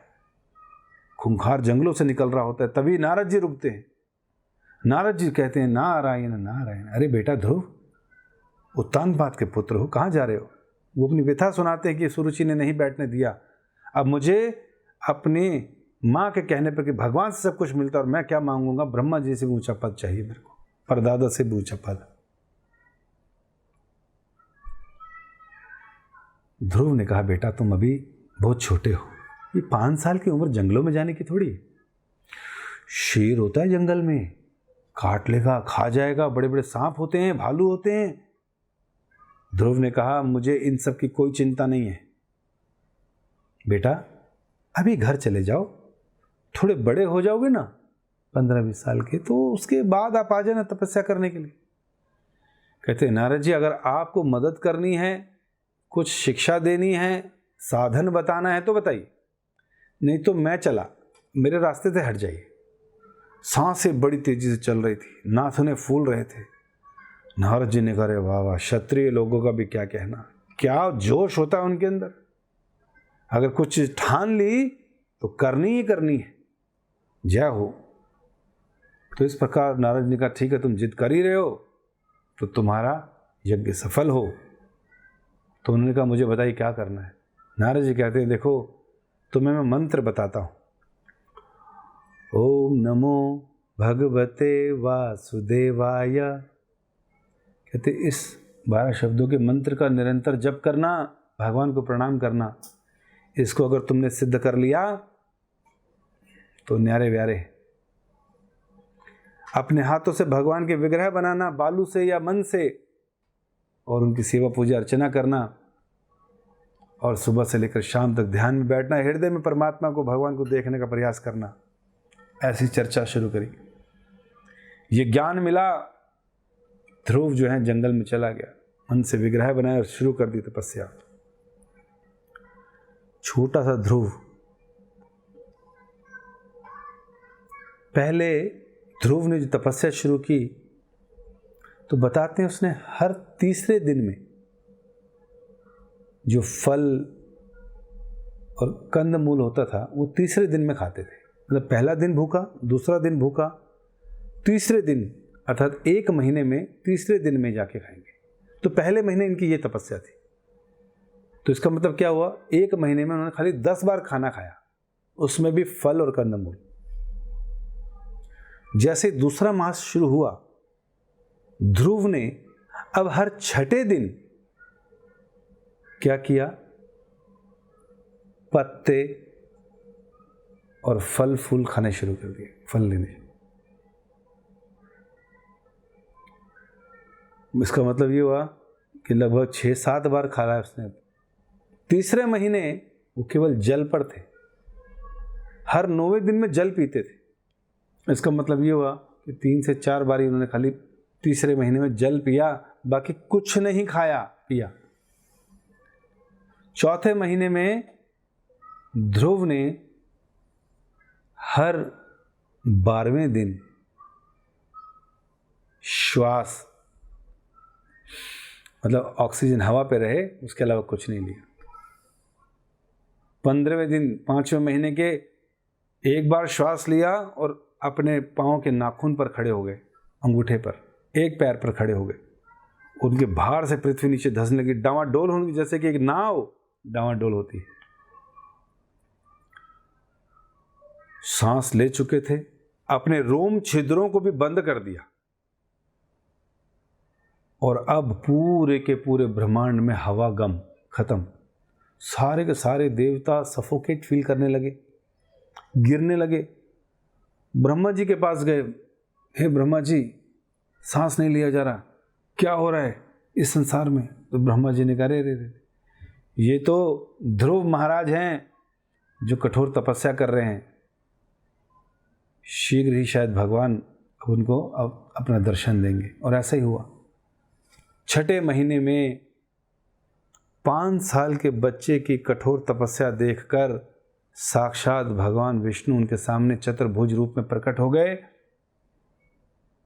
भगवान को अपने सामने देखते ही ध्रुव महाराज की आंखों से अश्रु, बोलना चाहते थे, बोल नहीं पा रहे हैं। और 5 साल का बच्चा बोले भी क्या? अभी तो कुछ सीखा ही नहीं था, कैसे स्तुति करनी है, कौन सा गुणगान करना है, क्या उनके सुंदर गुणों का व्याख्यान करना है। भगवान जानते थे मुझे बोलना चाह रहा है, कुछ नहीं, बोल नहीं पा रहा, आंखों से अश्रु आ रहे। भगवान ने अपने हाथ से अपना शंख ध्रुव महाराज के मस्तक पर लगा दिया। जैसे ही भगवान का शंख मस्तक पर छुआ, ध्रुव महाराज के अंदर पूरा ज्ञान आ गया। उन्होंने भगवान को गुणगान करना शुरू कर दिया, रो रो कर गुणगान करने के, भगवान आप सारे सृष्टि के नियंता हैं, आपकी इच्छा से पूरा संसार चल रहा है, आपने ही सारे प्रकृति के गुण बनाए, सारे देवी देवता आपकी अंग इत्यादि, सारा गुणगान शुरू कर दिया। और फिर भगवान ने कहा, ध्रुव मैं तुम्हारी सेवा से, तुम्हारी भक्ति तपस्या से प्रसन्न हूँ, तो मैं तुम्हें वरदान देता हूँ कि तुम 33,000 वर्षों तक इस पृथ्वी पर राज करोगे। तुम्हारी इंद्रियां शिथिल नहीं पड़ेंगे, तुम भरपूर इन इंद्रियों का भोग करोगे, राजा रहोगे 33,000 सालों तक। ध्रुव ने जो तपस्या शुरू की थी, तो याद होगा हमें, वो चाहते थे ब्रह्मा जी से भी ऊंचा पद चाहिए। लेकिन अब पहले तो ज्ञान नहीं था, अब ज्ञान है, अब शंख लग चुका है, पूर्ण ज्ञान में आ गया। तो ध्रुव ने कहा, नहीं नहीं नहीं, मेरी जो फरमाइश थी, मेरी जो तपस्या जिस चीज़ के लिए की थी, वो छोड़ दीजिए, भूल जाइए उसको। आप तो बस मुझे अपना संग दीजिए, भक्तों का संग दीजिए, आपका गुणगान कर सकूं, अपने धाम बुला लीजिए। कहते नहीं नहीं नहीं नहीं, आपने ब्रह्मा से ऊंचा पद मांगा था, तो आप अभी इस संसार में 33,000 साल तक राज कीजिए, और उसके बाद यहाँ पर लीला समाप्त करने के बाद तुम्हारे लिए एक ध्रुव लोक मैं अलग से बना कर रखूँगा, वहाँ पर राज कीजिएगा, जो वैकुंठ के समान। इस प्रकार ध्रुव को बोला। ध्रुव चाहते नहीं थे कि मुझे प्राप्त हो, लेकिन फिर भी भगवान ने दिया। जैसे ध्रुव उस त्याग तपस्या कर कर वापस आ रहे थे, शोक कर रहे थे कि मैंने क्यों मांगा ये सब, अरे मैं भगवान से क्या नहीं मांग सकता था। ये तो वैसे ही हो गया, एक व्यक्ति ने राजा को प्रसन्न कर लिया, राजा के पास गया और क्या मांगा बदले में, मुझे थोड़ा धान का भूसा दे दो। अरे राजा के पास गए और भूसा मांग रहे। उसी तरह मैंने क्या किया, चमकते हुए कांच के टुकड़ों को हीरा समझ लिया। अरे मैं क्या मांग सकता था, क्या मांग लिया। 6 महीने में भगवान को प्रसन्न कर लिया और ये मांगा, तो अपने को धिक्कार रहे थे, बड़े दुखी थे, बड़े परेशान थे। अब इस प्रसंग से हमें ये सीख लेना चाहिए कि जब भी हम भक्ति करें, अकाम सर्व काम हुआ मोक्ष काम उदार दी तीव्रेन भक्ति योगेन यजित पुरुष पुर। कुछ भी चाहिए तो भगवान के पास आना चाहिए, लेकिन उससे भी हमारा लाभ होगा, जैसे ध्रुव का लाभ हुआ है। लेकिन इससे भी ज़्यादा अच्छा है अहेतु की अप्रतिहता, कोई हेतु ना रखें जब भक्ति करें। हम कहते हैं नहीं प्रभु जी, कई जगह सुनते हैं हम लोग कि अगर मांगना भी तो भगवान से मांगो, भगवान हमारे पिता हैं, बिल्कुल सही है। अब भगवान के पास नहीं जाएंगे तो किसके पास जाएंगे, बिल्कुल सही बात है। आदत है ना मांगने की, दुख हो तो मांगो, दुख हो तो मांगो, कष्ट हो तो मांगो, पैसा चाहिए तो मांगो। आपको क्या लगता है भगवान हमारे हृदय में नहीं है क्या? हमें जानते नहीं है? अरे सीसीटीवी तो बाहर से देखता है, भगवान तो हृदय में भी देखते हैं। तो भगवान हमारी हर इंटेंशन को जानते हैं, हमारी हर वृत्ति को पहचानते हैं, कब क्या देना है, किस में हमारा लाभ है वो जानते हैं। इसलिए जब कभी भी भक्ति करें तो भक्ति के फल को एक्सचेंज ना करें, भगवान से कोई भौतिक चीज़ें ना मांग ले, इस संसार से संबंधित चीज़ें ना मांग ले। जैसे ध्रुव पछता रहा है वैसे पछताना पड़ेगा। अभी तो नहीं, अभी तो लगेगा नहीं, कर दो, बेटा पास कर दो, बेटी की शादी कर दो, दहेज दिला दो, कोर्ट केस हटवा लो, अभी तो ऐसा मन करेगा। लेकिन अगर ये हो भी गया और भक्ति एक्सचेंज कर ली, लेकिन जो भक्ति में अग्रसर भक्त वो जानते हैं नहीं, ये नहीं चाहिए हमें, तो भगवान के अहेतु की भक्ति चाहिए जन्म जन्मांतर। तो इस प्रकार हमें सीखना चाहिए ध्रुव महाराज से कि कुछ भी चीज़ ना रखें, कोई हेतु ना रखें तो केवल कृष्ण प्रेम, कृष्ण की सेवा, भक्तों का संग, ये चीज़ मांगे। तो ध्रुव महाराज वापस आते हैं और सब लोग उसका सम्मान करते हैं। इधर उनकी माता का भी देहांत हो जाता है। फिर पता चलता है जो उनके भाई थे उत्तम, उनके ऊपर प्रहार होता है असुरों का, उनका वध हो जाता है।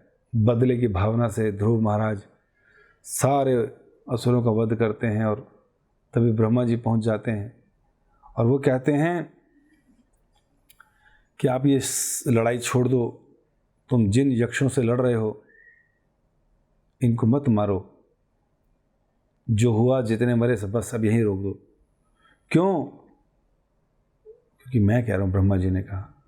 जैसे ब्रह्मा जी की बात मानते हैं और ब्रह्मा जी की वर्शिप करते हैं, कुछ ही समय बाद सब कुछ पूरा हो जाता है, उनका राज्य पूरा हो जाता है। तभी वैकुंठ से भगवान का सुंदर विमान ध्रुव महाराज को लेने आ जाता है और सनत सनंदन 2 सुंदर दूत उस विमान के साथ होते हैं। ध्रुव महाराज को कहते हैं आपका समय पूरा हुआ, आपने राजपाट कर लिया, अब आप चलिए हमारे साथ अपने ध्रुव लोक। ये वो लोक है जो इस सृष्टि में नहीं है, बहुत ऊंचा लोक है, भगवान वैकुंठ के साथ में लगा हुआ है, वहां जाके राज कीजिए। ध्रुव महाराज जैसे ही विमान में बैठते हैं तो उनको याद आता है कि नहीं, भला मैं अपनी माता को कैसे भूल सकता हूं, जिन्होंने मेरा मार्गदर्शन किया था भगवान की भक्ति के लिए। मेरी माँ, उनका उद्धार कैसे होगा? मैं अपनी माँ को लिए बगैर नहीं जाऊंगा। सनंदन कहते हैं देखो ध्रुव, वो देखो ऊपर, ऑलरेडी एक विमान तुम्हारी माता को लिए वैकुंठ की तरफ जा रहा है।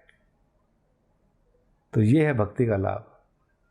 अगर भगवान कृष्ण हमसे प्रसन्न है तो कहते हैं 21 पीढ़ियां तक तर जाती। तो बच्चा ने देखो क्या कहा, अब तो बच्चा नहीं रहे थे, अब तो राजा थे। उन्होंने कहा मेरी माँ। इसी तरह हमें हमेशा ग्रेटफुल रहना चाहिए उन डिवोटीज़ का, उन भक्तों का, भगवान का, गुरु का, जिन्होंने हमें भक्ति में मार्गदर्शन किया है। इसलिए बताएं 3 प्रकार के गुरु, पथ प्रदर्शक गुरु। तो यहाँ पर पथ के प्रदर्शक कौन बनी? सुनीति। दूसरे गुरु बने नारद जी ने दीक्षा इत्यादि देकर उनको नवंतर इत्यादि करा। तो इसी तरह हमें भी जिन लोगों ने हमारी भक्ति में मदद की है, पथ प्रदर्शक, पथ दिखाया मंदिर तक जाने का, माला करने का, किताब देकर भक्ति में आगे बढ़ाने का, उनका भी हमेशा प्रति ग्रेटफुल रहें। जिन्होंने नाम दीक्षा गुरु दी है वो हमारे गुरु हैं, और जो हमारा रोज़ मार्गदर्शन करते हैं साधु, वो हमारे गुरु हैं। तो हमें इनके मार्गदर्शन भक्ति करनी चाहिए और हमेशा उनके लिए कृतज्ञ रहना चाहिए। ध्रुव महाराज ने अपनी कृतज्ञता दिखाई, वाहन पे चढ़ रहे थे और माँ का याद किया, तो वहाँ पर उनका भी फायदा हुआ। इस प्रकार भगवान के धाम पहुँच गए ध्रुव, अपने ध्रुव लोक में। इसके बाद ध्रुव महाराज की ही डायनेस्टी में प्रचेताओं का गुणगान हुआ। इन प्रचेताओं की कथा से पहले कुछ और राजा भी हुए ध्रुव महाराज की डायनेस्टी में, जैसे राजा अंग। राजा अंग बड़े पराक्रमी, बड़े धार्मिक प्रवृत्ति के थे, भगवान के अच्छे भक्त थे। यज्ञ अनुष्ठान कर रहे थे, ऑब्लेशंस डाल रहे थे, लेकिन वो ऑब्लेशंस, आहुतियाँ स्वीकार नहीं की जा रही थी। देवताओं से पूछा क्यों नहीं करी जा रही, तो देवताओं ने कहा क्योंकि तुम्हारी संतान नहीं है, इसलिए ऑब्लेशंस हम नहीं स्वीकार कर सकते। फिर एक और यज्ञ किया गया पुत्र प्राप्ति के लिए, और सच में पुत्र प्राप्त हुआ। उसका नाम रखा वेन। लेकिन ये वेन जो था ये बड़ा ही दुराचारी निकला, अधर्मी था।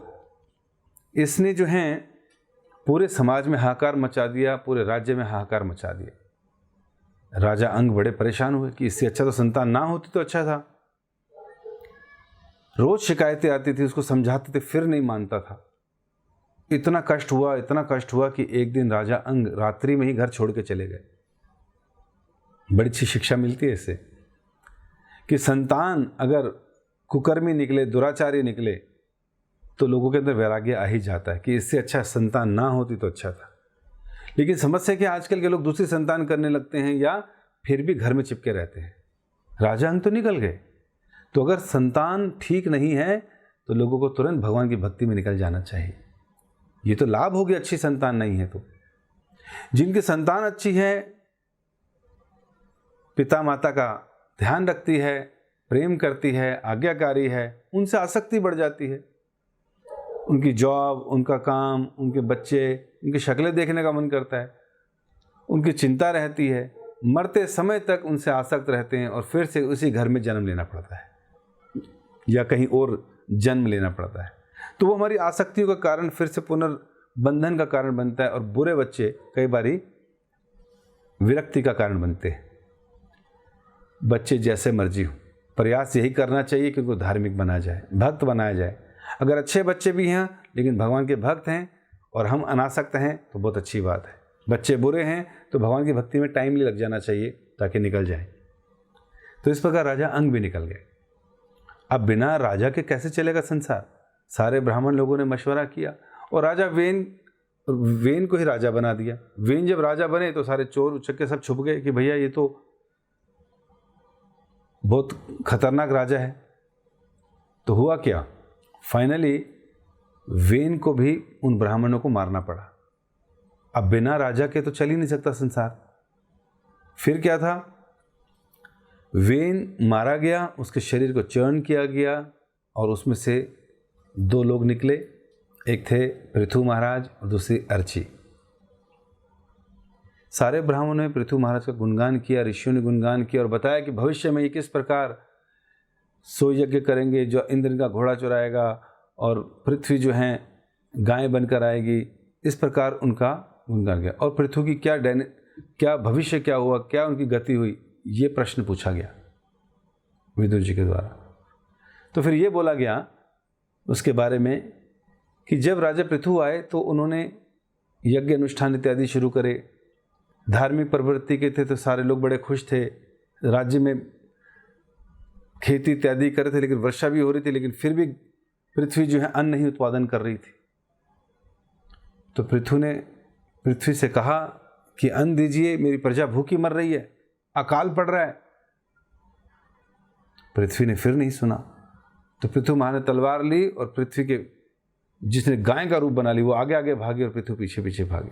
फाइनली पृथ्वी ने हाथ जोड़ दिए, सरेंडर कर दिया कि ठीक है, मैं हर प्रकार की प्रचुर मात्रा में अन्न दूंगी, क्योंकि तुमसे पहले के जो राजा थे वेन, उसने इतना अत्याचार कर दिया था कि जिसकी वजह से मुझे सारा अन्न छुपाना पड़ गया। आजकल हम देखते हैं सारे राजा अत्याचारी हैं, कुकर्मी हैं, विधर्मी हैं, जिसकी वजह से प्रकृति हमें वो सब नहीं दे रही जो हमें मिलना चाहिए। वर्षा या तो बहुत ज़्यादा हो जाती है या समय पे नहीं होती या फिर बिल्कुल नहीं होती। पृथ्वी जो अन्न भी दे रही है उसको हमने इतना पॉल्यूट कर दिया पेस्टिसाइड डालकर कि सारा का सारा बीमारियों का कारण बन रहा है। तो जब पृथ्वी का दोहन करते हैं, इसका ठीक ढंग से पालन नहीं करते, उसका तिरस्कार करते हैं, शोषण करते हैं, तो पृथ्वी भी, नेचर भी हमारे साथ गलत करती है। ये तो राजा पृथु अच्छे थे जो काम करवा लिया। तो इस प्रकार पृथ्वी मान गई और फिर प्रचुर मात्रा में अन्न इत्यादि आने लगा, सब कुछ ठीक हो गया। और फिर पृथु ने 100 यज्ञ करने की ठानी, अश्वमेध यज्ञ। एक अश्वमेध यज्ञ मतलब राजा अश्व को छोड़ता है, पूरे ब्रह्मांड में चक्कर लगाता है, उसके बाद पूरे राज्य, सारे राज्य जो हैं उसी मुख्य पृथ्वी के अंडर में आ जाते हैं, जिसने घोड़ा छोड़ा था। ऐसे 100 यज्ञ किए, 100वां होने वाला था, 99 हो चुके थे। इंद्र को अपनी पोस्ट का खतरा आ गया, उसका सिंहासन डोलने लगा। पृथ्वी पे अगर कोई व्यक्ति 100 यज्ञ कर लेगा तो उसको तो मेरा राज्य मिल जाएगा, वो इंद्र बन जाएगा, फिर मेरा क्या होगा। तो फिर इंद्र ने सन्यासी बनकर उनका घोड़ा चुरा लिया अश्वमेध यज्ञ का। फिर ढूंढ के ले आए, फिर आए, फिर उन्होंने चुरा लिया, कभी ब्राह्मण, सन्यासी इत्यादि रूप धारण करके। पृथु के पुत्र ने रोका और उसको मारने लगे। तभी ब्रह्मा जी वहाँ पहुँच गए और उन्होंने पृथ्वी को कहा तुम अब ये यज्ञ छोड़ दो। 99 हुए, छोड़ दीजिए, 100 के चक्कर में मत पड़िए। अब देखिए पृथु महाराज ने जैसे ही सुना, उन्होंने ये नहीं कहा इंद्र को क्यों नहीं बोलते, इंद्र गंदा है, मैं उसको मार दूंगा, आप उसको मार क्यों नहीं रहे, ऊपर से मुझे मना कर रहे हो, मेरे से जलते हो क्या, एक ही तो रह गया, करने दो। नहीं, ऐसा कुछ नहीं बोला। ब्रह्मा जी की बात मानी, यज्ञ छोड़ दिए। कितना सुंदर गुण दिखाया अथॉरिटी को पालन करने का। हम देखते हैं हमारे जीवन में बड़े कलेश मचे रहते हैं, चाहे कोई व्यक्ति मैनेजमेंट में हो, मंदिर में आए, बाहर भी हो, आए दिन परेशान रहते हैं। हम किसी को अपनी अथॉरिटी मानने नहीं चाहते। क्यों? भगवान से स्वतंत्र हो गए हैं तो इस संसार में स्वतंत्र रहना चाहते हैं। बचपन से हम फ्रीडम चाहते हैं, किसी को अपने सर पे नहीं चाहते, आज़ादी मांगते रहते हैं। इसलिए यही हमारा सबसे बड़ा कारण है संसार में संघर्ष का, दुखों का बार बार आने का। अगर एक अच्छी आध्यात्मिक स्पिरिचुअल अथॉरिटी मान लें, उसके निमित्त चलें, क्या हो जाएगा, क्या पाप हो जाएगा? कोई पाप नहीं है। भगवान के भक्त हमसे सेवा करवाएंगे, श्रवण कीर्तन किताब पढ़वाएंगे ताकि हमारा फ़ायदा हो। कई बार हम स्वतंत्र रहकर ये करना चाहते हैं, वो करना चाहते हैं, कृष्ण लीला सुनना चाहते हैं, इस प्रकार के भाव प्रकट कर कर अपना भक्ति खराब कर देते हैं, भक्तों की संगति से निकल जाते हैं। यहाँ पर पता चलता है जैसे ही बोला 99 is enough, then it is enough, मान गए। और जैसे ही उन्होंने माना इस बात को, कोई आर्गुमेंट नहीं किया, उसी क्षण भगवान विष्णु वहाँ प्रकट हो गए। देखिए क्या लाभ पहुँचता है। 100 यज्ञ करके हो सकता नहीं मिलता उनको भगवान का दर्शन, लेकिन ब्रह्मा जी की बात मानी, भगवान साक्षात वहाँ उपस्थित हो गए।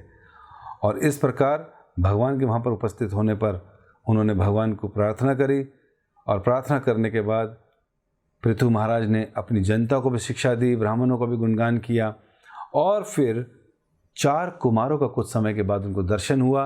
उन्होंने ज्ञान से और भक्ति से उनको आप्लावित किया, और उसके बाद भगवान की भक्तों की उन्होंने वर्शिप करी पृथु महाराज ने, और उसके बाद भगवान की भी वर्शिप करी, और वैकुंठ को अपनी पत्नी अर्ची के साथ निकल गए। तो ये गति हुई भगवान की बात सुनकर या ब्रह्मा जी की बात को सुनकर। इस प्रकार ये सब समझाते हुए आगे बढ़ते हैं, और फिर प्रचेतस के बारे में बताते हैं कि किस प्रकार प्रचेतस ने तपस्या करी और उनको जो है शिव जी का दर्शन हुआ। तो प्रश्न पूछा गया प्रचेतस का शिव जी का दर्शन क्यों हुआ? तो तब फिर पता चलता है कि प्राचीन भरिष्यत थे एक राजा, और जिनके पुत्र थे ये प्रचेतस, जिनको उन्होंने कहा था कि तुम जाओ तपस्या करो, संतान उत्पन्न करने से, राज्य लेने से पहले तपस्या करके आओ। तो उनको तपस्या के लिए भेजा। जब तपस्या के लिए जा रहे थे, उनका प्लान देखकर शिव जी उनसे प्रसन्न हुए और शिव गीत उनको सुनाया जिसमें भगवान की स्तुति थी। उन्होंने 10,000 सालों तक भगवान का गुणगान किया, रुद्र गीत गाया। इधर वो प्रार्थना कर रहे हैं प्रचेतस वगैरह, इधर नारद जी ने देखा कि जो इनके पिता हैं वरिष्ठ, वो तो अभी भी कर्म कांडों में लगे हुए हैं, बलियां दे रहे हैं, स्वर्ग जाने की इच्छा कर रहे हैं, ये क्या चक्कर है? तो उनको लगा इस कुल में सारे भगवान के धाम जा रहे हैं, ये कहाँ जा रहे हैं? तो उनके पास गए, उनको समझाया कि तुम ये सब छोड़ दो, जिन बलियां दे रहे हो ये सारे तुम्हारे, देखो मरने के बाद आकाश में देखो तुम्हारी तरफ दांत निकाले बैठे हैं, तुम शरीर छोड़ोगे तुम्हारे को नोच नोच के खा लेंगे। तो यहाँ पता चलता जिन जानवरों को पेट में डालते हैं खा खा के, ये सब हमारे को नोचेंगे एक ना एक दिन। यहाँ पर यज्ञ में कर रहे थे लेकिन आहुति दे रहे थे, कर्म कांडीय थे, अनुष्ठानीय थे। तो नारद जी ने उनको समझाया, और फिर एक बड़ी सुंदर एनोलॉजी सुनाई, कथा, कि किस प्रकार एक बार एक पुरंजन नाम का व्यक्ति था। वो व्यक्ति 9 द्वार वाले शहर में रहता था। उसका विवाह हुआ एक स्त्री से, उसी के साथ में वेग में रहता था। और इस प्रकार ऐसी एनोलॉजी सुनाई जिसमें कि वो बताते हैं कि फिर वो वृद्ध हो गया, इंद्र तृप्ति करता रहा, फिर वो वृद्ध हो गया, उसके ऊपर आक्रमण हो गया, फिर उसका फिर एक दिन शरीर त्याग दिया, क्योंकि अपनी पत्नी से आसक्त था, इसलिए उसका अगला जन्म स्त्री का हुआ। तो यहाँ पर ये भी पता चलता है कि जो व्यक्ति की जहाँ आसक्ति होती है, यम यम वापिस स्मरण, वैसा वैसा शरीर मिल जाता है। फाइनली प्रचेतस को ये समझा, जब ये सारी कथा पूरी हुई, प्राचीन भविष्य को समझाया कि देखो इसमें जो पुरंजन है ना, वो तुम हो, यह हमारे जैसा जीव है जो 9 द्वार वाले शरीर में रहता है। 9 शरीर के अंदर 9 छिद्र हैं। उसके विवाह किससे हुआ है? बुद्धि से, जो अज्ञानता से ढकी हुई है, जिसकी इंद्र तृप्ति में वो लगा हुआ है संसार में। और उसके आक्रमण किसका हुआ है? मृत्यु का और बुढ़ापे का। तो इस प्रकार वो एनालॉजी समझाते हैं। इसके बाद इस तरफ से जब वो अपनी तपस्या कर कर बाहर निकलते हैं 10,000 वर्षों तक प्रचेतस, तो भगवान उनके सामने आ जाते हैं। उससे पहले भगवान उनको दर्शन देते और कहते हैं कि तुम लोगों ने इकट्ठे मिलकर मेरा भजन पूजन किया है, इसलिए मैं तुमसे खुश हूँ। वास्तव में भगवान उनसे खुश होते हैं जो अपने भक्तों के साथ, इक्वल्स के साथ सही रिलेशन रखते हैं और इकट्ठे मिलकर आपसी संगति से भगवान का गुणगान करते हैं। कृष्ण कहते हैं मच्चिदा मदगद प्राणा बोधयंत परस्परम कथयन क्षमाम नित्यम तुष्यंति चरमंति च। मेरे भक्त लोग मेरे बारे में गुणगान करते हैं, मेरी कथा का श्रवण करते हैं, एक दूसरे को मेरी कथा करते हैं, उसमें रमण करते हैं, संतुष्ट हो जाते हैं। तो कहते तुमने प्रचेतस, तुमने भी ऐसा किया है, इसलिए मैं तुमसे खुश हूँ। इस प्रकार ये उनको समझाया जाता है और उसके बाद भगवान को दर्शन देते हैं। उसके बाद वो बाहर आते हैं। जब देखते हैं पृथ्वी पेड़ बढ़ गए हैं, तो उसको अपनी अग्नि से ख़त्म करने की कोशिश करते हैं। फिर वृक्षों की बेटी से विवाह करते हैं, संतान आगे इत्यादि बढ़ाते हैं। उसके बाद नारद जी का दर्शन होता है। नारद जी उनको कथा और ज्ञान सुनाते हैं, भक्ति का वो करते हैं। इस प्रकार सारा कथा जो है आगे बढ़ती हुई जाती है। इस प्रकार अपना घर परिवार टाइम से छोड़ देते हैं विवाह के बाद, और फिर भक्ति करते हुए नारद जी को दर्शन देते हैं। नारद जी का दर्शन होने के बाद उनसे ज्ञान इत्यादि लेते हैं और फिर विदुर जी बताते हैं कि किस प्रकार ये कथा यहाँ पर समाप्त होती है। और फिर विदुर जी भी जो हैं मैत्री मुनि जी से धन्यवाद करते हैं और अपना हस्तिनापुर निकल जाते हैं। इस प्रकार चौथा स्कंद 31 अध्यायों के साथ पूरा होता है। आप सबका बहुत बहुत धन्यवाद। कल हम और चर्चा करेंगे अन्य स्कंदों की। हरे कृष्णा। ऐसे ही और भक्तिमय कार्यक्रमों के लिए देखिए हरे कृष्णा टेलीविजन। इसे प्राप्त करने के लिए आप अपने केबल अथवा DTH ऑपरेटर से संपर्क करें तथा और अधिक जानकारी के लिए आज ही डायल करें 8767 845 845।